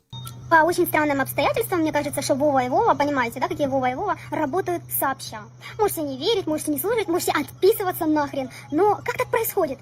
В Украине огромный коррупционный скандал, где все ближайшее окружение одного Вовки в этом скандале участвует, а он резко нет, да? Вот. И значится, идут угрозы, они идут на протяжении там недели-двух, что разнесут банковую, наш Вовка выходит и говорит, будет целить в банковую, да, разнесут весь правительственный квартал, и, возможно, даже прилетит орешник. Все в напряжении, мы набрали в легкие воздуха и начали ждать, притаились, что же будет. И что же случилось? Прилетает в Белую Церковь, разносит гаражный кооператив, прилетает, разносит полностью Лукьяновку, рынок, какой-то там торговый центр, но как-то не долетает ни до Банковой, ни до президента, ни до его окружения. И вдруг ракурс резко меняется. Уже никто не помнит про этот коррупционный скандал, уже будут говорить абсолютно о другом. Алло, Владимир Владимирович, здравствуйте, вы не могли бы немножко сместить фокус чуть-чуть левее? У нас проблемы. Конечно, Володя, какие вопросы? Наверное, это происходит все так или не так? Что думаете? Пишите. Напишите в шуме, что вы думаете, потому что это, ну, очень много таких вещей. Ну, даже меня Арестович у меня говорил, что да, Путин спас Зеленского от коррупционного скандала. Инопланетяне спасут Трампа от провала в Иране, от сдачи фактически тех первоначальных целей. Может, надо как-то инопланетян привлечь и к Зеленскому? Ну, а чего? Смотрите, инопланетяне, все. Мы не можем воевать, у нас внеземной разум. Давайте заканчивать. Причем интересно, что как бы вот станция Байконур, да, она же в Казахстане. Тут казахов тоже понесло, слушайте. Понесло, говорят, Украина, Евросоюз. Ну, это по поводу опроса и референдумов. Какая Украина, какой Евросоюз? Казахи дело прям говорят. Потужно выступают. Это все понимают, потому что вся экономика будет держаться теперь на Украине. Потому что вся экономика Советского Союза держалась на Украине, дебилы. 80% силы всего Советского Союза это была Украина, дебилоиды вы. Это Советский Союз, понимаете? Он в 400, ну, не вру, конечно, да, он почти 80 раз или в 40 раз там больше Евросоюза всего вместе взятого. А теперь представьте себе, это же Украина будет в составе какого-то, сука, вот такого вот маленького ублюдского Евросоюза. Какая это же Украина? Разбитая на Ухнале. С половиной населения? Но это же Украина. Она ж там целый Советский Союз кормила. Подумали, нет? Весь Евросоюз вместе взятый будет зарабатывать почти столько же, сколько Украина. Именно поэтому, когда был Голодомор, почему долгое время ни Америка, никто не принимали Голодомор казахов и украинцев? Здесь тоже все очень просто и понятно. Это два свободных народа. Весь мир поделен на зоны влияния. Индейцев вырезали, чукч вырезали, все малые народы вырезали в России. Кого надо там... как франкировать, да, там их франкировали, появились итальянцы и французы, весь мир поделен. Этих мы в рабы черных возим, те у нас свиньи, поросята живут в Индии, у них карри там берем брать, весь мир поделен на зоны влияния, все нормально, все. А вот тут целая прослойка, какие-то казаки. Общее название у них, свободные народы какие-то. А голодом заморите их там. А так совпало казаки, казахи, поэтому их надо голодом заморить. Это был план такой, понимаете? Потому что все как бы при деле, а вот казахи и казаки как-то вот, ну вот отбились от рук. Россия, главное, это их там зона влияния. Из этого никто не обратил на это внимания. Украинцам пришлось почти 8 лет весь мир продалбливать, в том числе и Америку, чтобы они, сука, признали Голодомор Украины. Вот так вот. Голодомор... Я вам скажу так, Голодомор вообще инопланетяне устроили. Потому что казаки и казахи отбились от рук. Сегодня очень интересная новость пришла.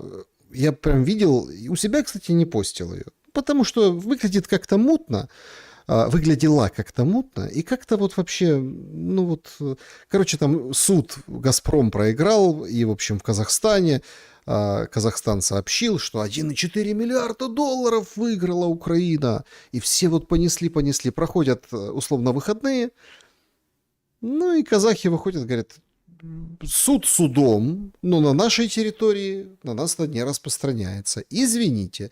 И отползли, и в кусты. Понимаете? Ну, потому что юрисдикция этого решения это не к нам. Кто обеспечит вам это решение? Кто угодно. Ну, во-первых, терять деньги, во-вторых, терять репутацию, во-вторых, ну, простите, можно быть казаками и казахами, но давайте так.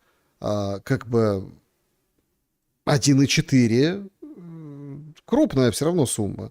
Даже там для «Газпрома» сегодняшнего дня крупненькая. И ссориться и с «Газпромом», и с Россией по поводу этих денег казахи не захотели. Но если что, то Зеленский все равно лучший президент. Где? В Азербайджане знают. Вам на самом деле повезло. У вас за все годы вашей независимости, нравится кому-то, дорогие украинцы или нет, самый лучший президент.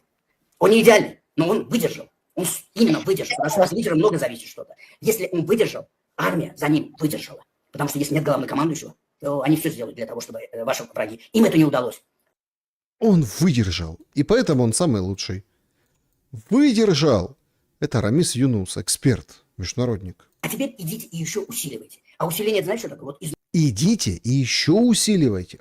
А вот что такое усиление, нам расскажет он из Америки. Внутри консолидация. Да, коррупционеров сажайте, не стесняйтесь этого всего. Но самое главное, не отвлекайтесь. Вы понимаете, что сегодня вам здесь повезло, вы вышли из этой трудной ситуации, Трамп с вами ничего сделать не смог, Европа никуда от вас не денется, потому что она трусливая, она от вас зависит, вы просто наращиваете этот темп. Вот я сейчас в Европе здесь с ними разговариваю, они именно на вас и молятся, потому что если Украина падет, от этой Европы ничего не останется. Нам что надо сделать так, чтобы Украина не пала? Ну, надо сделать так, чтобы она не пошла бы дальше, потому что это ядерная держава. То есть они боятся того, что Украина пойдет туда. И с другой стороны, заметьте, вы делаете это все за счет себя. И когда вы делаете за счет себя... Только за счет себя. Только главное не останавливаться, а идти дальше. Еще больше с вами начинают считаться. Это закон этой жизни. Даже среди родственников, посмотрите, вот возьмите свой круг.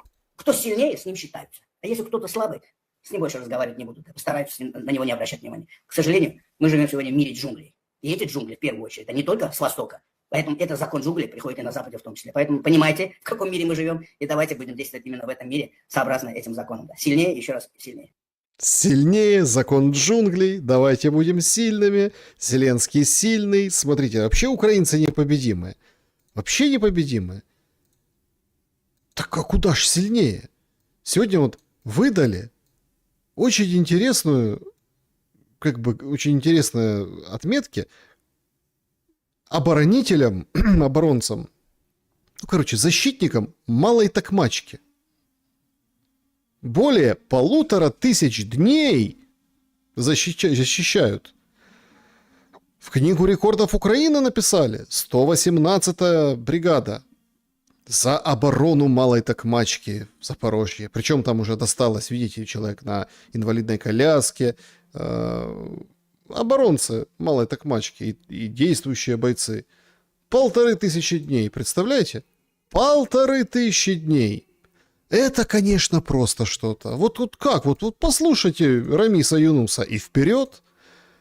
А вообще у нас, конечно, технологии вообще впереди. Впереди планети всей.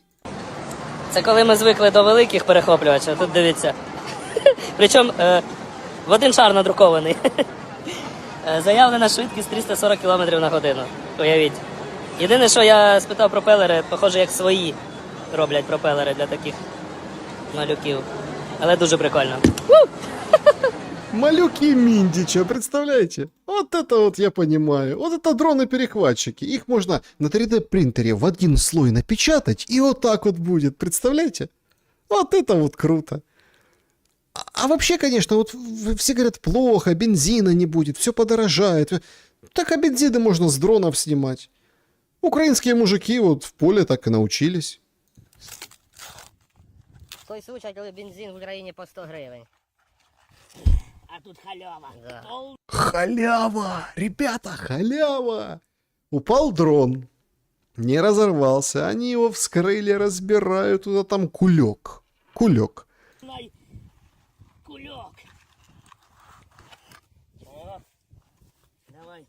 Лейка.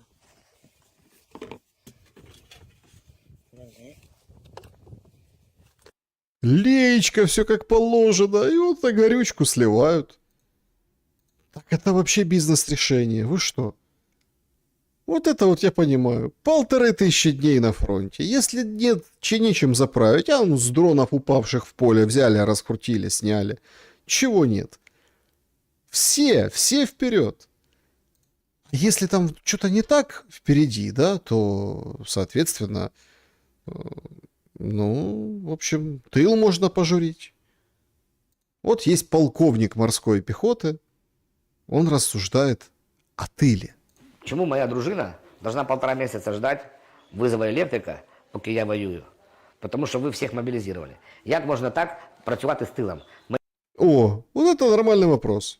Почему вот я воюю, а моя жена должна электрика 1,5 месяца ждать? Что это такое?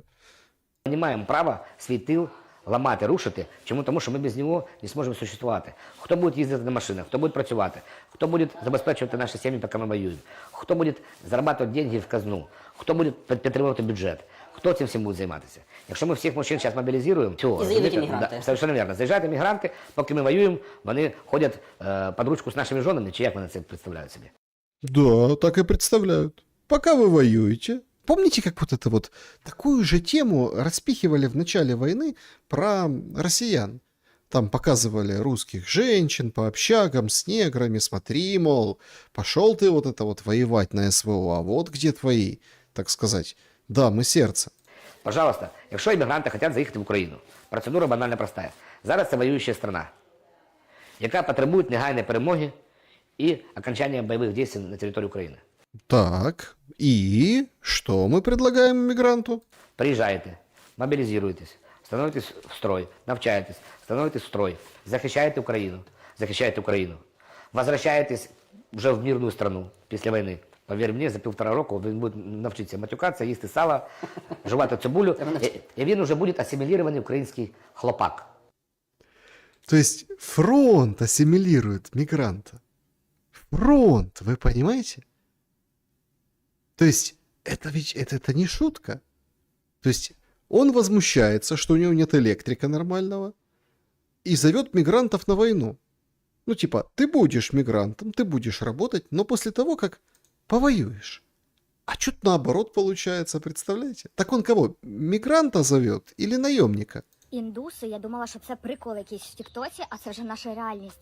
Коротше, знайомий звільнився з заводу в Київській області, бо сказав, що з цією несправедливістю він не хоче змиритись. Коротше, Что там случилось? С завода уволился знакомый, Киевская область, говорит, несправедливость, не могу смириться. прикиньте, він розповідає, він, не будемо вдаватись в подробиці, на якому заводі він працює, він в Київській області, але Ну, понятно, наверное, какой-то точно завод дронов. Ну, наверное, или около того. в нього зарплата десь 18-19 тисяч, каже, індуси вже працюють як пару тижнів, в них зарплата 30 тисяч. Це з логікою, що наші люди йдуть працювати за кордоном, і вони отримують менше набагато, ніж громадяни тих країн. А в нас, типу, індусам платять набагато більше. Потім другий момент. Їм надають житло.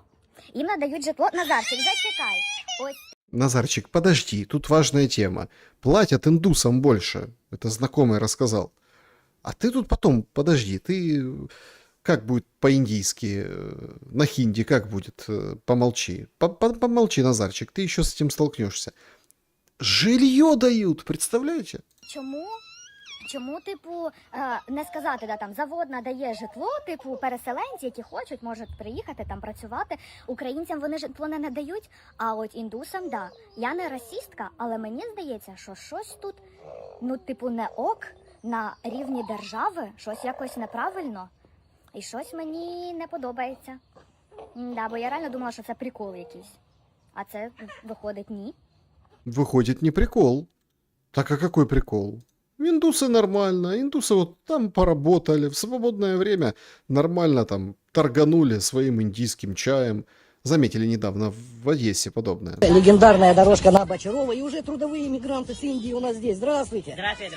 А вы с Индии приехали? Как трудовой мигрант? Да. А вы чай. Это индийские колхозы производят чай, правильно? Да. индийский, шри-ланкийский. Ага, Да. хороший крепкий черный чай, да? Ребята, заходим, вот уже трудовые мигранты. Это Одесса, поселок Котовского-Бочарова и знаменитая дорожка. Дорожка. Нормальная дорожка. У Зеленского своя, у одесситов своя. А вот это вот понимаю. Вот смотрите, Зеленский не сдался, армия не сдалась. Все хорошо. Все отлично. Вот это вот я понимаю. А что там с украинскими женщинами? А они все больше и больше, чаще и чаще переживают вот примерно эту картину. Людмила Олександрівна, ваш чоловік був справжнім героєм, людиною, яка в вирішальний момент не відступила, не злякалася, а стала на захист своєї землі. Это в ТЦК пришла жена получать награду своего убитого мужа. Своїх людей, своєї держави. Його подвиг – це приклад честі, гідності та незламності для кожного. Чести, достоинства и несокрушимости. Пример. За особисту мужність, самовідданість і незламну вірність Україні указом президента України від 10 лютого 2026 року номер 106-2026 нагороджується орденом за мужність 3-го ступеню Садовніков Сергій Васильович посмертно. Прийміть цю державну нагороду як знак глибокої шани, вдячності та пам'яті. Вічна пам'ять героя. Слава Україні! То есть там группа поддержки. Слава Украине, героям слава. Жене вот вручили медальку в ТЦК. Вообще такая нормальная контора ТЦК.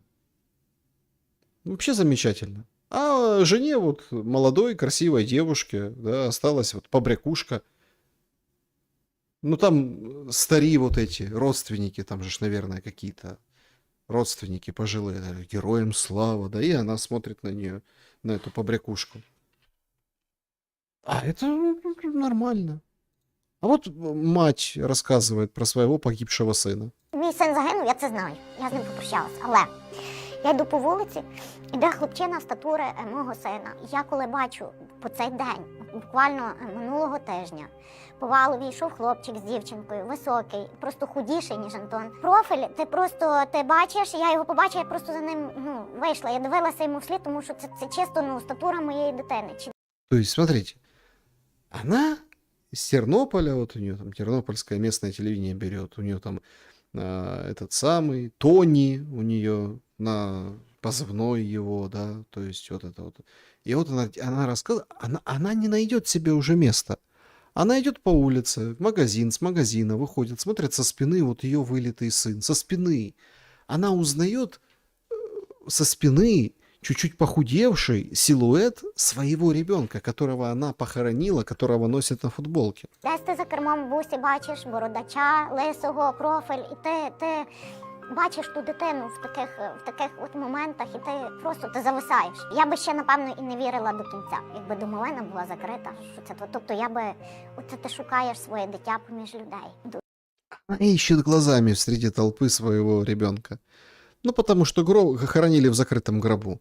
Ну, что там от этого Тони осталось, да? Захоронили в закрытом гробу. А вот эти истории, когда там тела перепутали, когда с плена вернулся кто-то, оказался, что его уже похоронили, они же этих матерей еще больше рвут им души. Тех, которые ходят и ищут среди толпы. Дуже співчуваю тим, хто не мав змоги попрощатися з дитиною своєю. Тут я Богу вдячна, що я таку можливість мала. И она благодарит Бога о том, что хоть похоронили, хоть имела возможность на похороны, а некоторые не имеют возможность на похороны. А потом все удивляются, а что происходит? А что происходит? Вот сегодня в этом же Тернопольском, вот откуда вот эта вот мать, которая ходит и ищет, произошел вообще вопиющий случай. Мужик пришел в ТЦК, пошел в туалет и отдал Богу душу. Вот он заходит в ТЦК, туалет там. Его пригласили в ТЦК. Он с пакетиком. С пакетиком, получается, и с пистолетиком, понимаете? Тут менты, ТЦКшники, все нормально. Работа у них такая, все там обсуждают. Рейды, что-то еще. Проходит достаточно немного времени. Это видео, видите, на ускорке. Буквально пару минут. Он полицейский. Куда пошел? Да, в туалет пошел. Ну, хорошо. И тут звучит выстрел. Ну так дернулись. Ну как-то особо не отреагировали. А что это вообще было? А кто где? Шахед прилетел? Нет. Ну вот пошли в туалет, так сказать, и потом нашли. Ну так вот. Просто. Просто как, знаете, как вот они такое ощущение, что у них каждый день такое. А у этого же тоже есть мать, наверное. Тоже она там страдать будет по нему. Просто вот так. Причем находятся те, которые говорят, слушайте, ну, самоубийца, ну и что? Ну, так бывает. Это вообще, у нас вот Рамис Юнус там что говорит? В мире закон джунглей. Вояки что говорят? Отдал Богу душу. Ну, значит, естественный отбор. Не читав ситуацію, що якийсь там брейкдансер десь викинувся з бусика і розбився на смерть. Ну, така, З бусика ТЦК? Да. Така героїчна смерть. Ну, але от дійсно така якась, це якийсь феномен, тому що вони готові покінчити життя вже самогубством, аби не йти на війну. От чому настільки великий страх? Ну, в тебе ж Это вообще, эта девочка, это феноменально. Да? Они готовы вот это вот все, то есть, да, как бы отдать Богу душу, а не идти на войну. Почему? Что такое? Вот ты же, тыловой вояка, ходящий по всем марафонам, ты расскажи мне, просвети нас. більше шансів вижити на війні, ніж коли ти робиш спробу покінчити життя самогубством. А це не рідкі випадки. Це може якийсь, не знаю, свого роду природний відбір. Ну, щоб не плодилися. Чтоб не плодились. Это естественный отбор. Не надо плодиться. Уже эта тема даже мэра Садового торкнула. Причем реально торкнула. Он говорит, слушайте, ну давайте уже как-то, ну давайте этим уклонистам отсрочку дадим. І питання, яке також дебатується, ну багато чоловіків, вони сидять вдома. І вони не виходять з дому. Тому що вони бояться, що їх злапають на вулиці, вони підуть воювати. Як виходити з тої ситуації? Вони їх обузують для своєї родини, вони нічого не роблять. Ну так може подумати, можливо, давати їм якусь відстрочку, наприклад, але що вони, грубо кажучи, там йшов півроку працював, потім підеш. Тому що ніхто нікуди не дінеться. Ми, маючи москалів сусідами, мусимо перебудувати своє відношення до життя. Да, надо перестроить свое отношение к жизни. Как перестроить? Ну, с молодых ногтей и с музыки. Насчет музыки, вот у нас есть Пивоваров, героический вояка, который концерты дает, песни патриотические поет. Считаю, что нужно дать, чтобы все добровольно пришли в ТЦК и рекрутинговые центры, а кто не придет на протяжении там, 2 или 3 месяцев, надо забрать гражданство Украины и имущество все конфискировать, и на депортацию. Вот что вы скажете? И смотрите, там кто-то поддержал его, репостят певца ртом Пивоварова. То есть, смотрите, нужно забрать гражданство, конфисковать все имущество и депортировать. Возникает очень интересный вопрос. А куда депортировать человека, у которого вы забрали гражданство? Куда? Ну, то есть, ладно, там у кого-то есть 2 паспорта, да, то есть, а куда депортировать? Депортировать это означает по закону отдать, да. Но если там речь идет о каких-то оккупированных территориях у Украины, забранных территориях, то вроде как можно по украинскому паспорту сделать себе все документы там в России, то есть отдать этих, туда их отдать, да. А если другой страны, а если нет паспорта другой страны, только своя, и если там ты не... Ну, дали тебе 2-3 месяца, а потом взять просто и выгнать без документов. Понимаете? Гениальный. Я бы сказал, такой, ну, очень классный подход. Сразу видно отпечаток могучего образования на лице. По поводу образования. Это вообще что-то с чем-то. Вот на этих ЗНО, там НМТ сейчас называют, короче, на тестах, да, школьникам, на тестах младшей школы, вот такие задания. Відбувались події, відображені на цій карикатурі. Ми бачимо троянського коня у вигляді вантажівки. Це прихована небезпека, всередині якої знаходиться сучасна зброя – дрони. Тобто, очевидно, це події сучасної російсько-української війни. То есть, смотрите, тут же очень интересно. То есть, 26-й год – это специальное задание. Смотрите. То есть, какие события На картинке нарисован конь с мордой фуры. Надо было морду малюка туда поставить, конечно. Но решили морду фуры. Так это реальное задание, пожалуйста. І тут 24, 14, 22, 25. Йде про операцію «Павутина», яку провела СБУ для ураження російських аеродромів у 2025 році. Поняли? 25-й год. Вы что, не поняли? Смотрите, морда фуры, дроны вылетают. Это же операция «Паутина». Они должны прям слагать легенды и знать ее в школах. Слагать легенды и знать в школах про паутину. Вот куда мы дошли с этим образованием. И вот много же об этом говорится, что делают, идиотов из людей. Полных идиотов. А когда это все началось? Некоторые считают, что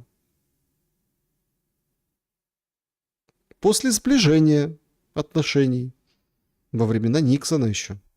А вот какой год у нас самый высокий по образованию, по достижениям? Не, ну с 45 по 65 примерно это вот... 63, 65. Когда приехали американцы в 50-х годах сюда и посмотрели, что происходит со школой, они вернулись, на них не было лица. Они написали аналитическую записку 1959 года об образовании в СССР. Знаменитый документ, между прочим. Всем читать. Там такие фразы. Самое главное, да, что сказал Кеннеди. Советский Союз угрожает нам не ракетами средней и высокой дальности. Он угрожает нам системой образования. Вот, ключик. И, конечно, 90-е годы первое, что было подвержено полному сносу, это советская система образования, на которую спустили всех собак, навесили все на свете, какая она там отсталая, архаичная и так далее. И продолжали разрушать, но, строго говоря, и в последние годы Советского Союза ее разрушали. То есть вот и все. Дали доклад Кеннеди, все вот это вот Сталин. И вот тогда и начали, так сказать, движение в этом направлении. Все ужаснулись, поняли. И сказали, ребята, не-не-не. Поэтому как-то не стало СССР, не стало советского образования, вот получилось вот такое. И поэтому можно пихать в учебники все, что угодно. На задания, на тесты. Вот все равно. Пожалуйста. И пихают, и всяким мусором и засоряют. Сегодня Дугин у Собчак говорит. Ну так интернет надо заслужить. Кажется, что можно вот его выдавать порционно за хорошее поведение, например. Интернет надо выдавать порционно за хорошее поведение. То есть вот интернетом надо научиться пользоваться, интернетом надо до него надо дорасти, его надо заслужить. А вот почему я заметил, что как только стали глушить Телеграм, люди уже ходят и что-то кричат, кто-то уже свистит на дачах там или в городе. И мне это напомнило нормальную жизнь, когда люди жили. Они жили на улице, жили друг с другом, с общением. Там муж с женой переписывались не по чату там в своем собственном доме из двух разных концов, а просто встречались и обсуждали важные проблемы. Просто мы совсем постепенно, вот, переходя в виртуальный мир, мы утрачиваем сами себя. И, может быть, чтобы не отказываться полностью и сразу резко, может быть, мы действительно, пока погода хорошая стоит, с весны до осени, мы как-то поживем такой полной настоящей жизнью. Сколько кафе прекрасных, замечательных. То есть в прекрасной России будущего Александра Дугина интернет выдается порционно за хорошее поведение. И зимой больше, когда холодно. И зимой, когда холодно. Чтобы на свежем воздухе было. Вот это вот порционно. А почему? А потому что дебилизация происходит населения, и человек не справляется с вот этими возможностями. Вот точно так же искусственный интеллект, да? Очень умная, полезная, интересная штука. Но если у тебя нет базы какой-то, ну ты там бог весть чего начитаешься, и потом бог весть что у тебя будет в голове. То есть нужно ко всему быть подготовленному. К интернету получается тоже. Получается вот так. Ну а как вообще в этом мире жить? Вообще страшно жить. Вообще страшно жить, когда у тебя помидор дороже, чем бутылка водки. Коли случився той переломний момент, що у нас помідор стоїть 133 гривні, а зубровка 129. Получается, бутылка водки дешевше помидора. Нормально? Нормально. Бутылка водки дешевле помидора. Зато у тебя есть интернет. Заходи, вот это вот все. То есть все просто переворачивается. Все переворачивается. Ну, И это считается, ну, каким-то, чем-то нормальным, понимаете? Вот всем говорят, надо ужесточать мобилизацию, надо ужесточать ухилянты, это плохо. И вот уже человек, который солдатик, молодой, юный, да, который начинает рассуждать об этом как-то по-другому, кажется, ну, не таким, он кажется каким-то изгоем. Мы не вправе их судить. Мы делаем это для них. Для того, чтобы они могли ходить гулять, люди. Так а вдруг этот парень, какой-то айтишник, он уже 3 миллиона, там, допустим, на украинскую армию скинул, и благодаря ему человек 100 осталось живы, потому что им привезли турникеты, привезли еду и принесли там какое-то снаряжение. Даже там какие-то ночные заведения, это экономика страны. Эти заведения платят налоги. Чтобы стать каким-то там великим человеком, вот в наше время, типа, это не обязательно воевать. Не обязательно воевать, чтобы стать великим человеком. Представляете, какая премудрость? Не обязательно воевать. А звучит как полная зрада, понимаете? От человека воюющего. Юного, молодого паренька, который говорит понятные вещи, но все как-то их не воспринимают. Почему? Потому что все не на улице, не в реальной жизни, а в интернете. В интернете.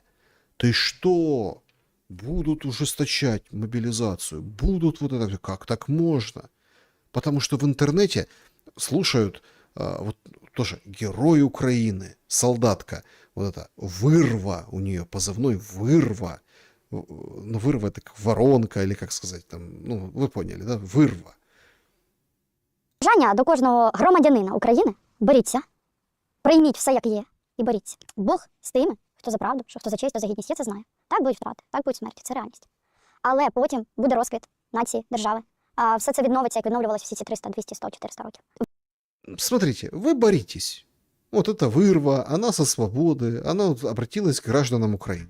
То есть, смотрите, молодой паренек говорит, ребята, а что вы считаете, в тылу, пускай ходят, гуляют, там, пускай все, а почему это экономика, а что мы защищаем на передовой? Что мы защищаем? А это говорит, все боремся, но потом будет рассвет. Ви робите це на майбутнє. Ви творите майбутнє, світ України, нації. Тому що Україна, вона буде в центрі цієї землі, цього світу, коли вона... Когда ты сдохнешь, Украина будет в центре этой земли, этого мира, в центре всего. Ну, ты, возможно, это не увидишь, но кто-то же увидит. Вона виграє, коли вона стане на ноги, коли вона відновиться. І ви зробили це можливим. Історія твориться зараз. Тут, зараз твориться історія. Третя світова земля. Ви розумієте, що тут в центрі України знову який раз твориться ця історія? То дотворіть її. Бог вибрав нашу націю. Вкотре. Бог выбрал нашу нацию. Вот нашу выбрал. Бог це не тільки дякую вам, все у вас буде добре, будьте здорові. Це різне.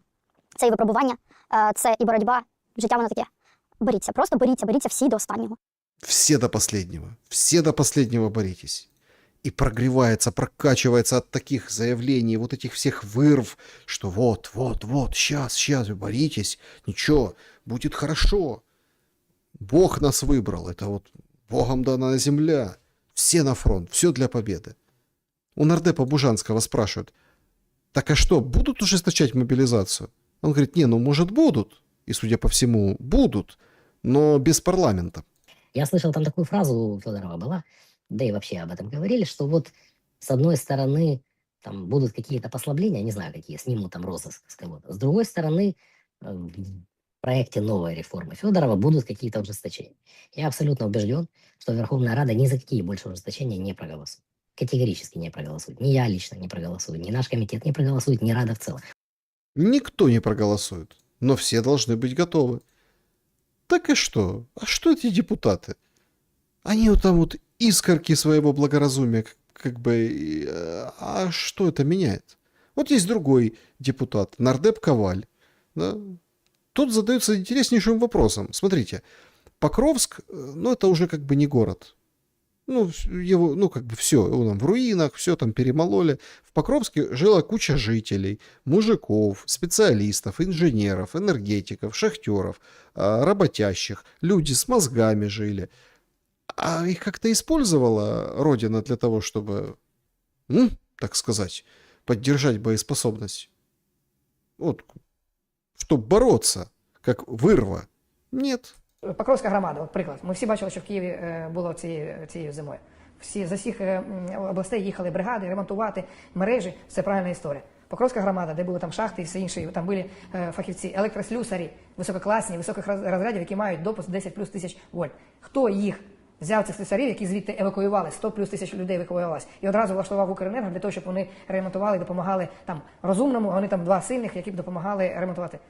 Просто крізь пальці пройшли ці люди. Хто може сказати? Я не кажу за 4-6 мільйона. Давайте, от, це було вчора. Тобто це ж не було там 22-й рік, там, лютий, березень, коли там були ці процеси, ще нічого ніхто не розумів. От це було кінець минулого року. 100 тисяч людей виїхало з Покровська і з їхніх громад. Де ці люди? Куди вони розмістилися? Де вони працюють? А це ж виїхали всі такі, виробничі сфери люди. Тобто їх можна було шахтарів вести на Львіввугілля, забезпечити, тих туди вести. Тобто ці речі повинні бути. І потім Кулеба або хтось інший, хто займається будівництвом житла, то ми повинні розуміти, що ми тут опору робимо. Якщо там Міністерство оборони робить якісь підприємства, то ми повинні розуміти, що і ці підприємства ми повинні там робити житло, і садочки, і школи, і це воно все повинно бути взаємопов'язано. Представляете, все как в Советском Союзе рассказывают. Смотрите, уехали 100 тысяч человек, ну, город, да, ну, там, не весь, но эвакуировался город. А там же нормально работящие люди. Давайте их переселим, четко посчитаем, кто где, нормально проведем эвакуацию. Там, куда они переселились, дополнительные места в детском садике, какие-то там, не знаю, там, предприятия для них. То есть, представляете, прошло 4 года войны, и они вот это вот включили мозг. Ну, частично. И говорят, как так? Так надо же нормально эвакуировать. Как в Великую Отечественную эвакуировали предприятия. То есть работники предприятия, семьи собирались и в Казахстан. И много таких было с Донбасса и все остальное. Война идет. Они быстренько свернулись и все. И что делали в Казахстане? Восстанавливали предприятия, возобновляли продукцию и так далее, и так далее. Не только в Казахстане, вообще везде. То есть понимаете, в чем дело? А тут они 4 года повоевали, и все. И как бы пришли к этому, представляете? Объективно пришли, что нужно что-то делать. Но есть ответ, почему это только сейчас начинает приходить, потому что бьет по самому больному, по желудку, бьет по вообще состоянию, в котором находится Украина. А из-за чего? А из-за вот этого. Из-за вот этого. Вот смотрите, тоже Кривой Рог, родина Зеленского. Тоже промишлений робочий регіон. Сьогодні в місцевих пабліках побачила новину, що хтось лишив такий напис на домі у моєму рідному місті. І знаєте, що мене вибісило найбільше? Навіть не те, що людина так думає. Смотрите, возмущенная представительница общественности с открытым ртом увидела у себя во дворе, рядом со своим домом или на своем доме, надпись «Кривой Рог – это Россия». И говорит, меня возмущает даже не то, что там человек так думает или там что-то написал. Так а что тебя возмущает? А те, що людина знаходиться у цьому місці. Вона тут дихає, їсть, живе, Дышит, ест, живет. Представляете, человек написал «Кривой Рог – это Россия», а он тут живет. займається своїми справами і користується усім тим, що дає їй Україна. При цьому всьому зраджує свій дім. І це не просто думка, мнення. Коли людина фізично знаходиться в одній країні, а душею вона із країною ворогом, то це справжня зрада. Вот. А мы долго думали, что такое зрада? Это когда ты вот душой там, а находишься здесь. Душой у врага, а телом здесь. Вот зрада. Вот как она классифицируется. Слава богу, слушайте. Спасибо жителям Кривбаса за президента і за мудрость. Виникає питання, як можна жити в Україні і одночасно вважати її своїм ворогом? А що ви думаєте із цього приводу? Кривбас – це Україна, є, був і буде. Конечно, конечно, Украина. А еще Криворожская Донецкая республика. Ну, так бывало всякое, понимаете? Так бывало. Просто возникает вопрос. То есть, ну, понятно, лозунг, все. Как она живет, вот эта особь, вот этот человек? Она же здесь, как можно? Как можно? Не догоняют. Причем ты понимаешь, что вот эти вот, ну, как это, ты вот это же враг. Происходит очень тяжелая вот эта вот интоксикация вот этой пропагандой, очень тяжелая. Ну, то есть, вот скажите, человек, который за Россию, он так возьмет маркер пойдет и напишет там, да, или там баллончик с краской напишет вот это все. Это форма протеста. Протеста, как можно вообще государство свое, а за что его любить? Что оно хорошего дало? Вот сейчас бусификацию, вот эти призывы о том, что ты сдохни, но потом всей Украине будет хорошо. Ну, ты сдохнешь, но Украине будет хорошо. Давайте, давайте. Но все ж не умрут, кто-то ж останется, кто-то ж воспользуется плодами. Кто-то на твоих костях же вот потом будет как классно. Классно не будет уже. Все это понимают. Но тут всегда приходит на помощь этому патриотическому угару о том, что Россия разваливается. Ну що, російські дітки, розповідайте, скільки вам знадобилося часу, щоб розрахувати підліт вашого сучого Іскандера в той час у Київ, коли в Єгипті лунав український гімн? Это в Египте имеется в виду Усик, гимн, победил, все. Спорненько как победил, так такая, ну, постановочка небольшая вышла, чтобы был еще матч-реванш, и вообще как бы, да, то есть... Нет, там есть, конечно, выкладки профессиональных боксеров о том, что там до вот этого нокдауна он как бы, ну, в общем, ну, там же был нокдаун, понимаете, то есть упал соперник Усика, и поэтому там все равно считается как-то по коэффициенту, и, короче, все равно по очкам бы он победил Усик, да, ну, что должно произойти в последнем раунде, 12-м, да, только если Усика тоже отправить в нокдаун, тогда бы, да, действительно, это были бы шансы, а так, ну, по очкам, короче, правильно по-спортивному, по очкам подсчитать, что Усик бы все равно победил, если бы не было этой остановки боя. Но опять-таки остановка боя, вот эти все кривотолки, это всю часть шоу.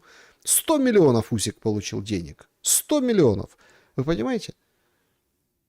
И вот звучит гимн, а тут Искандеры летят по Киеву. Ну, это было в одну ночь, с субботы на воскресенье. Чи для того, щоб вбивати, вам багато часу не треба, правда? Позаду мене могила невідомого солдата. К слову, официально убили 2 человека. 2 убито гражданских после вот этой самой массовой атаки. Ну, это так. Ну 2 человека убили. Давайте так. Убили россияне. Все.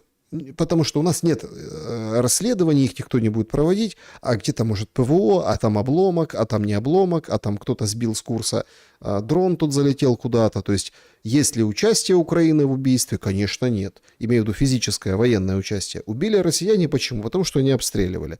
Все. 2 человека. Но она идет на фоне Парка Славы, шпиля вот этого, который на холмах Печерских, вспомнили резко, что это тоже часть нашей истории, представляете? Це парк слави. Парк пам'яті, тиші і шани за тих всіх жертв, які загинули, відвоюючи землю в окупантів. Ви гадаєте, ми про це забули? Ні. Бо ми продовжуємо щодня це робити. Але з нас двох кричите найбільше «можем повторить саме ви». Можем повторить що? Можем повторить. Надпись она не полная, там за такие ужасы нацистские. Вы как бы это получили. Можем, но если вы опять, то можем повторить. Вот это надпись на стене Рейхстага. В ім'я чого ви чините все це лихо і горе? Бо ви інакше не можете? Ну, швидше за все так. Але при цьому всьому я дуже раджу вам згадати, скільки разів розпадалася Росія. О, как! Вот это, кстати, интересно. А сколько раз распадалась Россия? Вот была Россия такая. А сколько вообще России лет? Я вам скажу страшную тайну. Она ровесница Украины. Да, Украина с 91 года, Российская Федерация с 91 года. До этого Украина была? Нет. УНР, ЗУНР, вот эти все вещи в начале прошлого века. А до этого это была часть, там Гетьманщина еще там выписывают в истории, но по большому-то счету, да, это была часть поляки, литовцы, вот это все. Государственность обрамляется как раз-таки в общем, да, называют что-то там Киевская Русь. Ну вот, как бы, да, вот и то, как бы в таком роде. Но опять-таки, Россия есть с 91 года. Украина есть с 91 года. Можемо рахувати відразу смуту після Московського царства. Де б була Росія, якби бояри в п'яному своєму угарі після бояришника десь в монастирі не відрили Михайла Романова, який під кінець династії навіть не був росіянином. Представляете? Не был россиянином, эти бояры под боярышником. Смешно, да? Бояры, боярышник. Отрыли Романова и, так сказать... А он вообще даже не русский. Он показывает этого. Романов на Медведева похож. Да. Вообще там на короля похож. Вот этого британца все.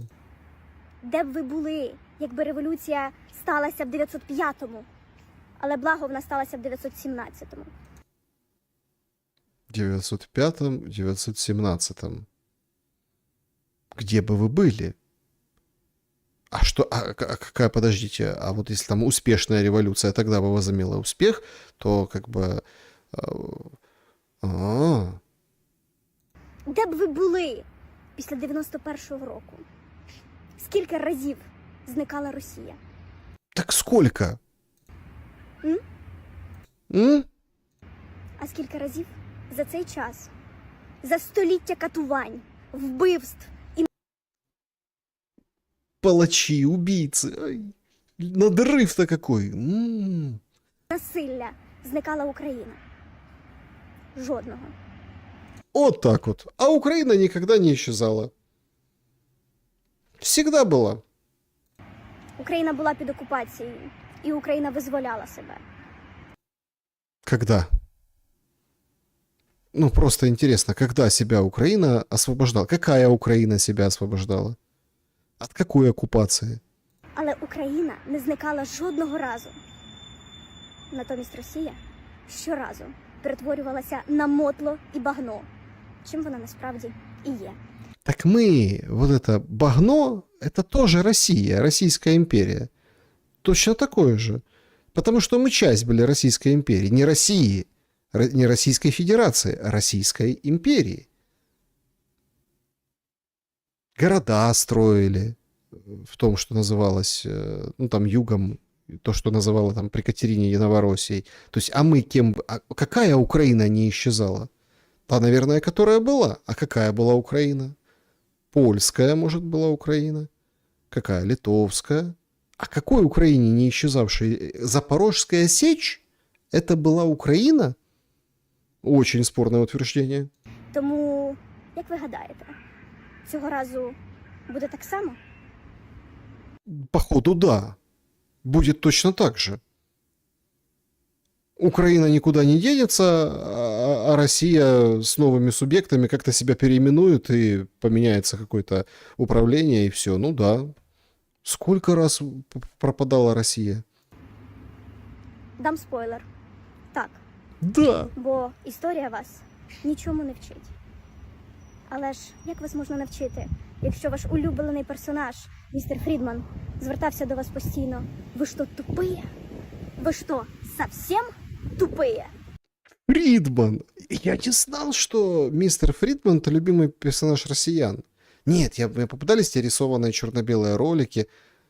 Ну, прям вот это вот прям... Я думал, он сейчас скажет там какой-нибудь Чебурашка какой-нибудь, там еще что. Нет, мистер Фридман — это любимый персонаж россиян.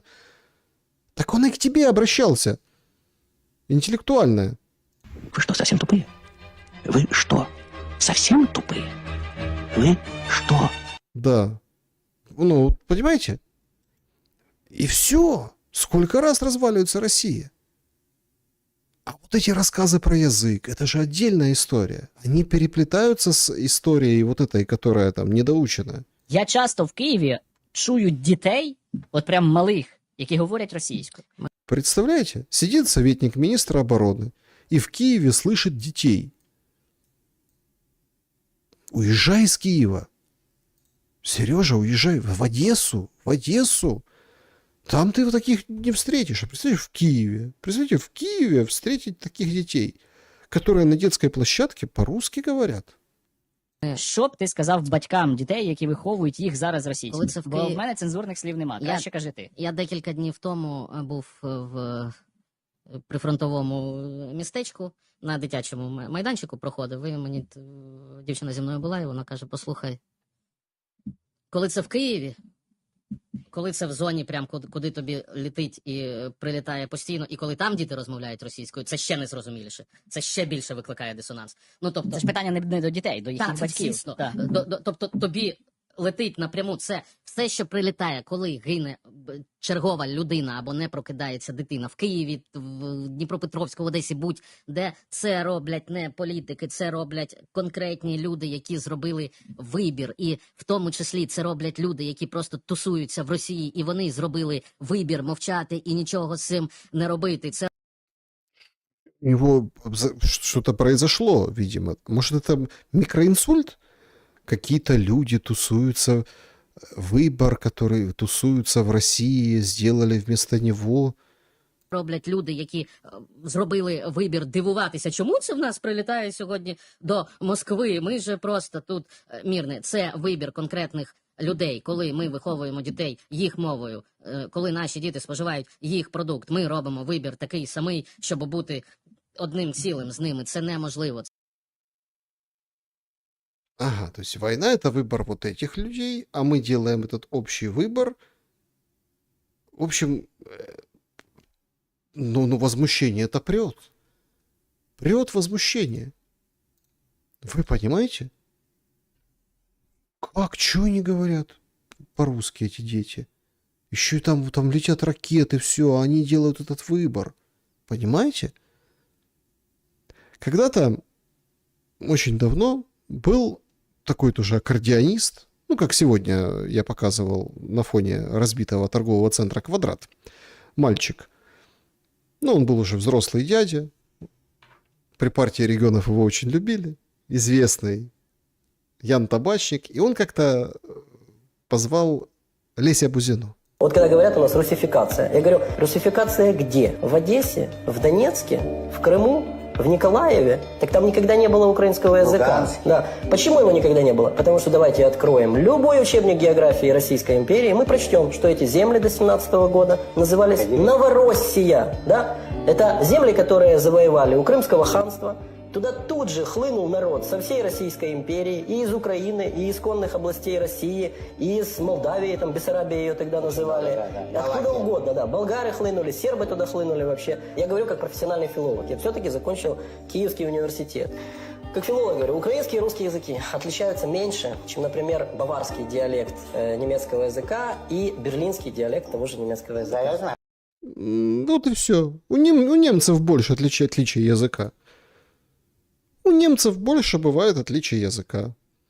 Ну, сейчас-то нет, сейчас там привнесли вот эту историю, все-таки там давайте сделать скидку на возраст видео. Но ведь это, ну, давайте так. Ну, это же просто какой-то... Ну, это перепрошивка.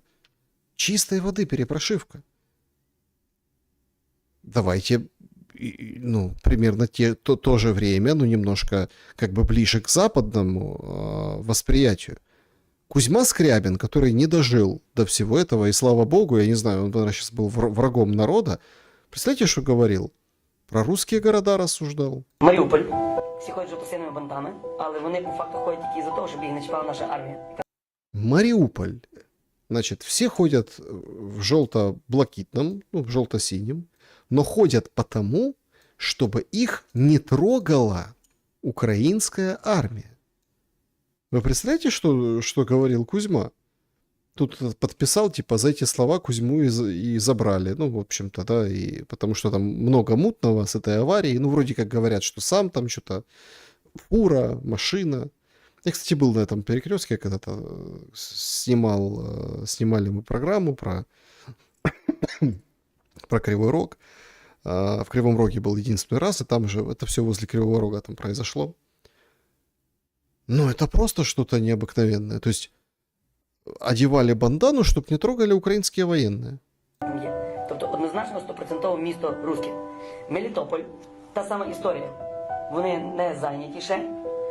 И еще, говорит, не заняты? Ну, на тот момент, да?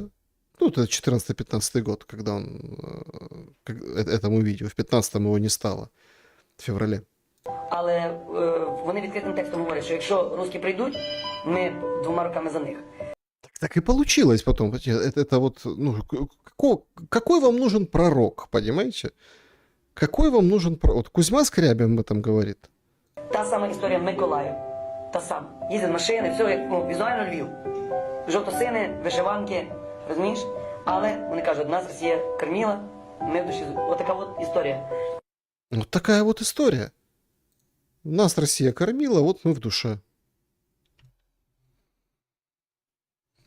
Знаете, ну вот на выходных произошла она такая полукурьезная, конечно, история, но очень символично, что вот этой политикой своей, вот этими Стерненками, вот этими всеми припудренными, понимаете, которые рассказывают нам про историю, что Украина была всегда, Россия 100 раз разваливалась, вот эти все товарищи, они делают из Украины,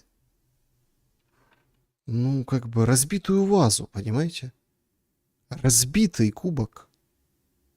Переходящий кубок от поляков к Российской империи, там, да, вот эти все, скажем так, моменты исторические, они сейчас напоминают разбитый кубок России. Спартак во время того, как праздновал победу, Пабло Солари поднял трофей хрустальный над головой, с кубка слетела крышка, а потом и, собственно, откололось основание. Вот так и разбивается Украина.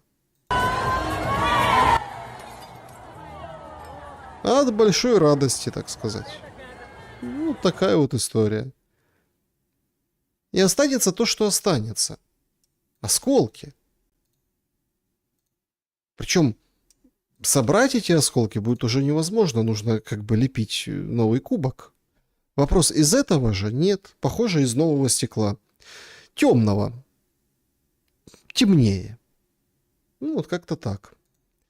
Так, друзья, пока мы с вами шумели, да, давайте глянем, что случилось. Значит, так. Ага, значит, сообщила канцелярия президента Бразилии, что у Лулы да Силвы диагностировали начальную стадию рака кожи. Так, значит, такое сообщение. Специфическое, конечно. Значит, ну, все обсуждают, что нехватка ПВО. Говорят, что киевлянам надо запастись 20 литров питьевой воды и 20 литров технической воды. Дают такие советы по украинскому сегменту для киевлян, потому что, судя по всему, будут, собственно, такие вещи. Николаевский Ванек, которого я вспоминал сегодня, этот паблик, говорит, те, кто еще не ходит во время массовых обстрелов Киева в метро или в укрытие, зря начните ходить, то есть все предупреждают. Ответ россиянам от Катарины Матерновой, это представительница, посол Европейского Союза в Украине, на призывы куда-то уехать. Европейский Союз никуда не денется, мы остаемся в Киеве, говорит Матернова. И вот, мол, вот такие вам угрозы, шиш вам, говорит, мы смелые, мы с вами, говорит, собственно, Матернова, поэтому мы никуда не поедем. Ну, а Фица сделал заявление, что если Украина хочет вступить в ЕС, то она должна пойти на уступки ради мира. Киев не может рассчитывать на ускоренное вступление в Европейский Союз в принципе. В 3-й или 4-й раз повторю, Украина не может обойти тех, кто уже очень хорошо подготовлен к вступлению. А именно, Черногория, Сербия, Албания. Те-то уже подготовлены. Понимаете? Поэтому вот так. В Одессе взрывы прогремели, в Днепре тоже взрывы. Ситуация с противодействием баллистикой очень и очень тяжелая. В Одессе 3 пострадавших после ракетного удара, сообщает администрация. Целью был объект инфраструктуры, его повредили, этот объект инфраструктуры. Посмотрим, собственно, что будет дальше. Ну и Moscow Times, это такое оппозиционное российское издание, говорит, что Путин будет готовить новое наступление, вероятно, планирует объявить мобилизацию, россиянам массово начали якобы мобилизационное распоряжение выдавать, в военкоматах призывников вызывают для уточнения данных. Этот документ содержит инструкцию о том, что мужчина должен делать в случае объявления мобилизации. Короче, готовят почву. Аппаратная работа, и, мол, это дает нам намеки на то, что мобилизация в России, скорее всего, будет. И, в общем, вот такие у нас, собственно, новости. Ну и бывший директор ЦРУ Дэвид Петреус, если помните такого, значит, заявил, что мы далеко не все извлекли, в общем, не извлекли всех уроков, которые должны были извлечь от войны в Украине. Это и есть будущее войны прямо сейчас. Украина использует 10 тысяч дронов каждый день. 90% потерь российских военных именно из-за дронов. Танки больше не помогут. Они не могут выжить, бронемашины не могут выжить. Еще большее количество дронов появится в ближайшее время. В течение года или двух мы увидим беспилотные системы, которые не управляются дистанционно. В будущем мы увидим автономные системы, действительно автономные, которые не требуют пилота. Тогда столкнемся со стаями, роями дронов. И это то, для чего у нас действительно нет решения. Но это он себя как бы комментирует. Себя имеется в виду американцев, да, то есть что мы можем, что мы не можем. Вот такие, собственно, у нас сегодня шумные, так сказать, новости. Спасибо большое, друзья, что присоединились. Подведем итоги нашего сегодняшнего эфира. Удар орешником это. 18% считают, что подготовка ядерки, еще 18%, что это пристрелка по мостам, каким-то таким объектам. 31%, что это военное решение еще до Старобельска, а 34%, что это все-таки за Старобельск. Мнения, видите, разделились, но я очень благодарен, что вы проголосовали в этом опросе. Перейдем к вашим вопросам. Давайте заглянем в сообщество YouTube, что есть здесь. Значит, вопрос. Как вы долго смеялись после эфира с Арестовичем? Не смеялся. Ну, так, поулыбался немного. Петр пишет. Александр, многие яркие события происходят в выходные. Реакцию на них госчиновников и госсми раньше понедельника ждать не приходится.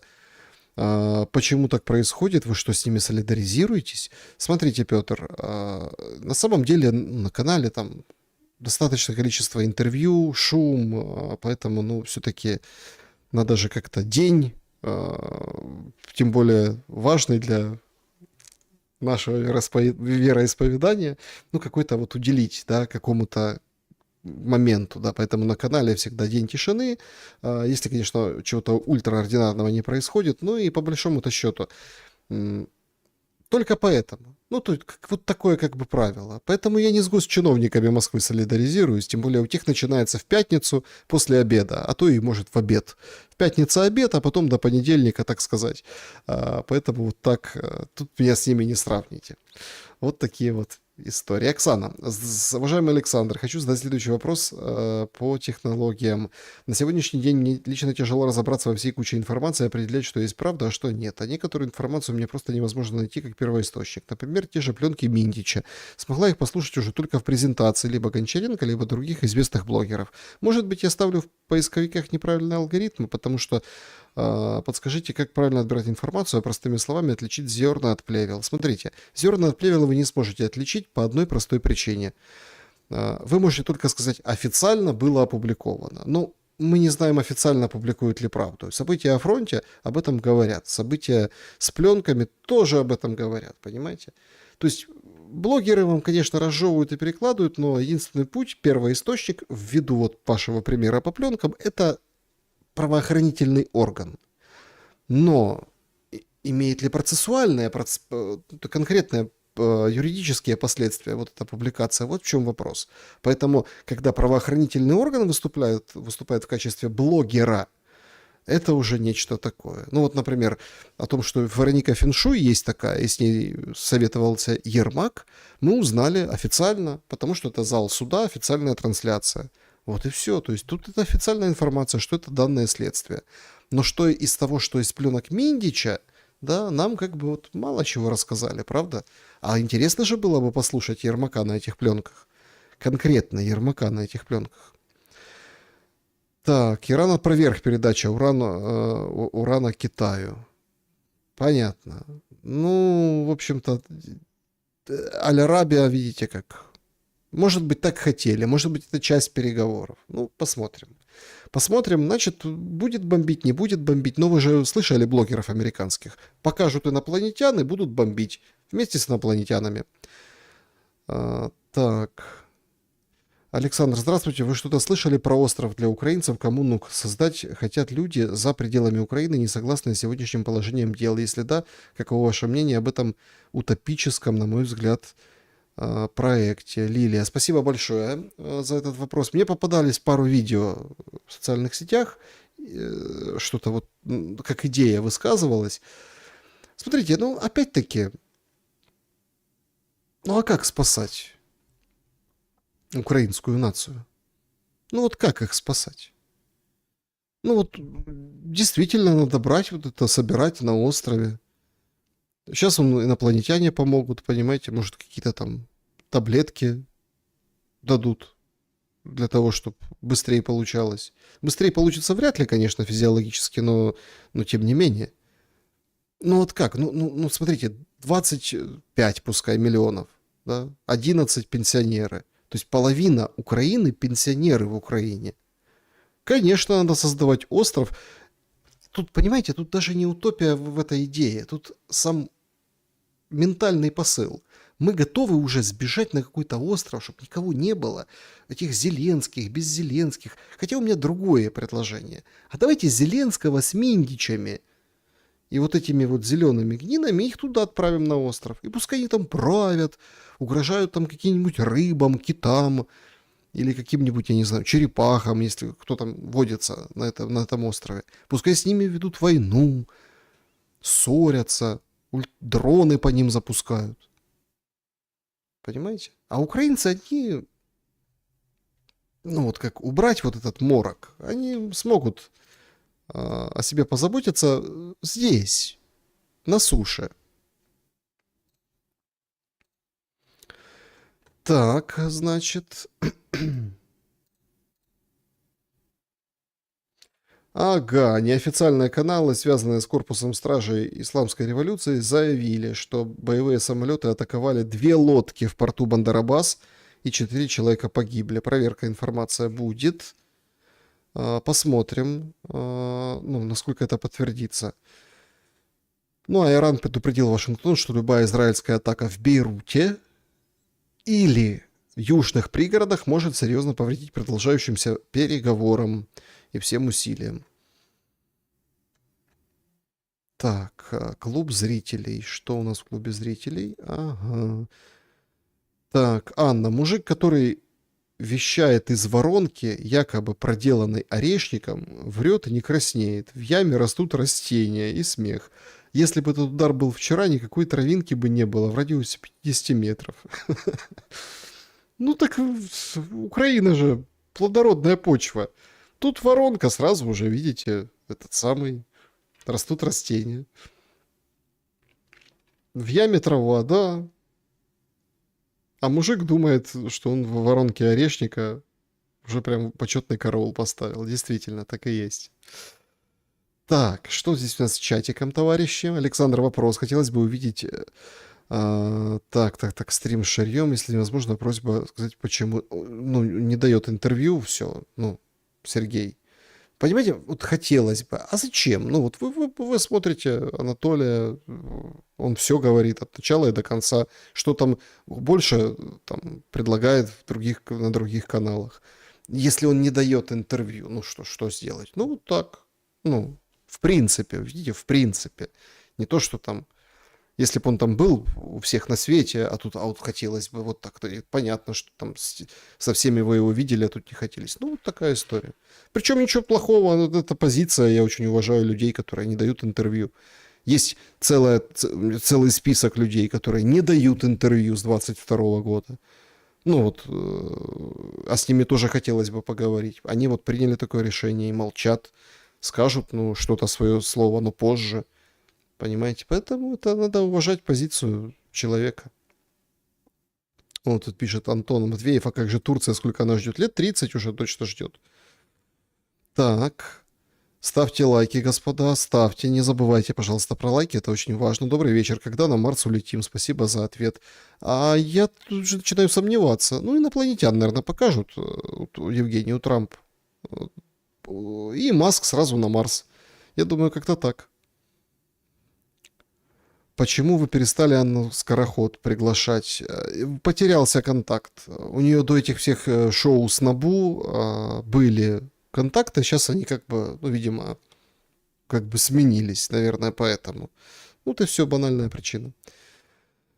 Вы заметили, что большинство украинских студийных роликов, которые вы показали в этом шуме, сделаны на черном, затемненном или мрачном фоне? Ну так какая обстановка, Александр, тезка? Такие и ролики, такие и фоны этих роликов. Так, Саша, Уралов по плану на неделе будет в субботу, скорее всего. Ну, посмотрим по времени, как там, если сойдется. Что? У вас будет как-нибудь эфир, кто остался, а с кем расстались? Не понял вопроса.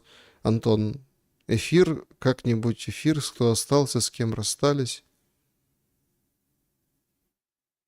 Ну, опять-таки, это такая тема.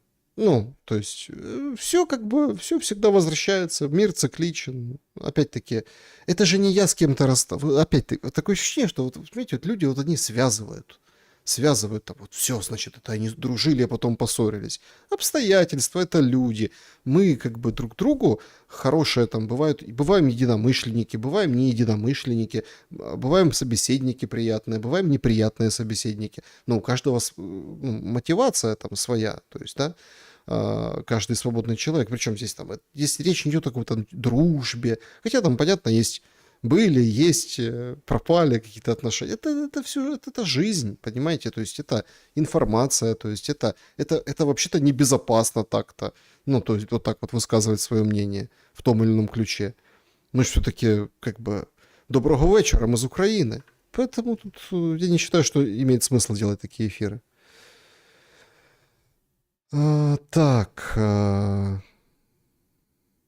Так, ладно, давайте заканчивать. Жди меня, кто где, кто откуда. Так, а вот орешника не существует. Это да. Александр, не хотите на живой гвоздь прийти? А то Фисенко и Гонопольские одни. Не даю интервью. За редким исключением никуда не... А почему здесь прийти? Чтобы что? Здрасте, я Шелест. Меня там просили какие-то, ну я не вижу смысла. То есть мы с вами нормально можем пообщаться в шуме точно так же. Ну, то есть это такой момент. Куда кто ходит, вы слишком много придаете этому значения, мне кажется.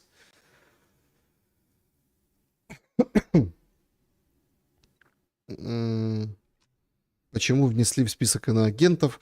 Вас еврики, что ли, финансируют? Никто не финансирует меня, Сергей, никто никогда не финансировал. Ну, видимо, потому что гости были иноагенты в достаточной части и есть. И поэтому по принципу, как бы, паровозиком. Нормальная практика. Ну, то есть, все же очень классно, все же очень справедливо. Хотя никакого отношения там к этой всей деятельности вообще. Ну, а там же у них по закону можно любого человека, с любого гражданства, любого, абсолютно, так сказать, внести. Поэтому один народ, понимаете? Что там законы, как дышло, что здесь. Так.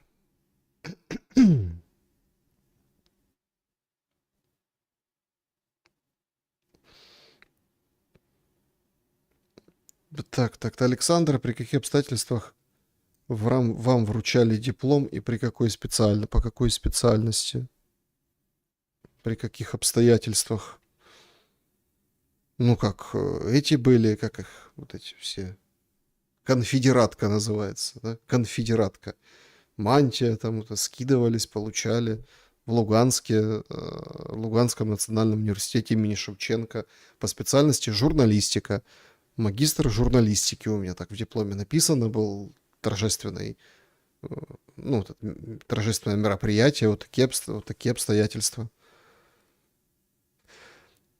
Так, а почему сегодня не было в шуме нововведения гостя? Ну, потому что это же нововведение. Не было гостя уже в шуме. Как так? Почему? Что-то случилось? Ой. Сколько Усик из 100 лимонов пожертвует на ВСУ? Сказать сложно, но это же деньги он заработал. Там же есть спонсоры, есть подвязки, есть какие-то моменты. А те уже, в свою очередь, пожертвуют на ВСУ. Спасибо за шум, Дмитрий. Спасибо вам тоже, что посмотрели. Так, Александр. Вчера была новость в Телеграм, что Россия запустила ядерную ракету, и она оказалась пустой. Таким образом, был сигнал, что мы готовы использовать это оружие. Смотрите, я видел вариации этой новости. Кто-то говорил, что Искандер какой-то пустой запустили. Смотрите, Искандеры тоже ядерные бывают. Опять-таки, какую ракету? Я про Искандер встречал. Но это все, как это, писями по воде, понимаете? Ну, это как бы... Орешник вообще так-то тоже он с ядерным оружием может быть. И Стерненко, советник президента, министра обороны, на секундочку, говорит, вот, пустили ядерную ракету без ядерной начинки. Поэтому... Так. Спасибо из Кишинева за шум. Вам тоже спасибо. О, Наталья, какой же мерзкий этот шелест, как и все эти украинцы. Ай. Наталья, я вас поздравляю и желаю вам добра и света. Я вас, знаете, в чем поздравляю? Что вы вот в эпицентре вот этого всего дерьма, которое мы тут, о котором мы шумим. Вылазьте. Ну, понимаете, как бы жижа теплая, конечно. Ну, как бы, если насморк, то не пахнет, я понимаю. Ну, давайте как-то вылазить. Ну, не становитесь жертвой вот это. Все украинцы мерзкие, все русские. Вот чем все русские мерзкие на украинских пропагандистских каналах отличаются от того, что вы написали? Ну, давайте быть как-то человечнее, что ли, друг к другу. Так. Спасибо большое за теплое пожелание. О, еще... вот смотрите, все русские, Берский шелест, все русские. Шелест за тобой придут, скажут, плохой для тебя вечер, мы из СБУ, и ты там обделаешься. Господи. Ой, товарищи. Это прекрасно. Я причем, видите, с разных сторон. Одни все украинцы такие сяки, другие, сейчас придет СБУ к тебе. Вот это все. Ну, это какой-то... вы хоть вечер... Я понимаю, что... Мне это, знаете, как поднимает настроение? Вот эти диаметральные вот эти все ваши колкости и гадости. Потому что, как оказалось, непаханное поле еще у этой войны. Все уже должны были все понять. Девочки, которые вместо мужа получают побрякушку, матери, которые стенаются и угадывают в толпе силуэт, похожий на своего сына. То есть уже все должны были это понять. А вы, получается, нет. Значит, война должна быть еще долго, получается. Ну, то есть, чтобы все окончательно поняли, чтобы все объединились вокруг идеи мира о том, что надо все заканчивать. А вот этим раздраем, вот это вот мы к этому идем. Да, остановите войну, надо остановить войну. Саша, не обращайте внимания, провокаторы же. Так, понимаете, тут дело не в провокации. Ну, человек написал, да, судя по тому, что, там, бот, неважно. Но это же он клавиатурой или там пальчиками, это же, поймите. Вот когда... язык не повернется, пальчик не подымется вот получается до этих пор. Получается, что до последнего украинца, да, там, или, как говорят украинцы, до последнего русского на украинской земле. А что считать украинскими землями? Раз у нас вот такие трактовки истории, что Украина никогда не исчезала, а Россия кучу раз разваливалась. Так, спасибо вам. Да-да-да, даже... Как вы думаете, украинским элитам управляет Запад, а российскими элитами, судя по логике компроматов и денег, тоже управляет Запад? Или если это так, то будет уничтожение народов до последнего? Что делать? Смотрите, я думаю, что Россией не управляет Запад в чистом виде, как это все пытаются представить. Нет, влияет, безусловно. Ну, влияют. Определенные силы влияют. Глобалистские, кстати. Но не антитрамповские, но тоже глобальные. Тут видите, какая другая глобализация пошла. Ну вот смотрите сценарий. Трамп выкидывает инопланетян, все типа, все религии рушатся, создают мировую общечеловеческую... Ты человек, все.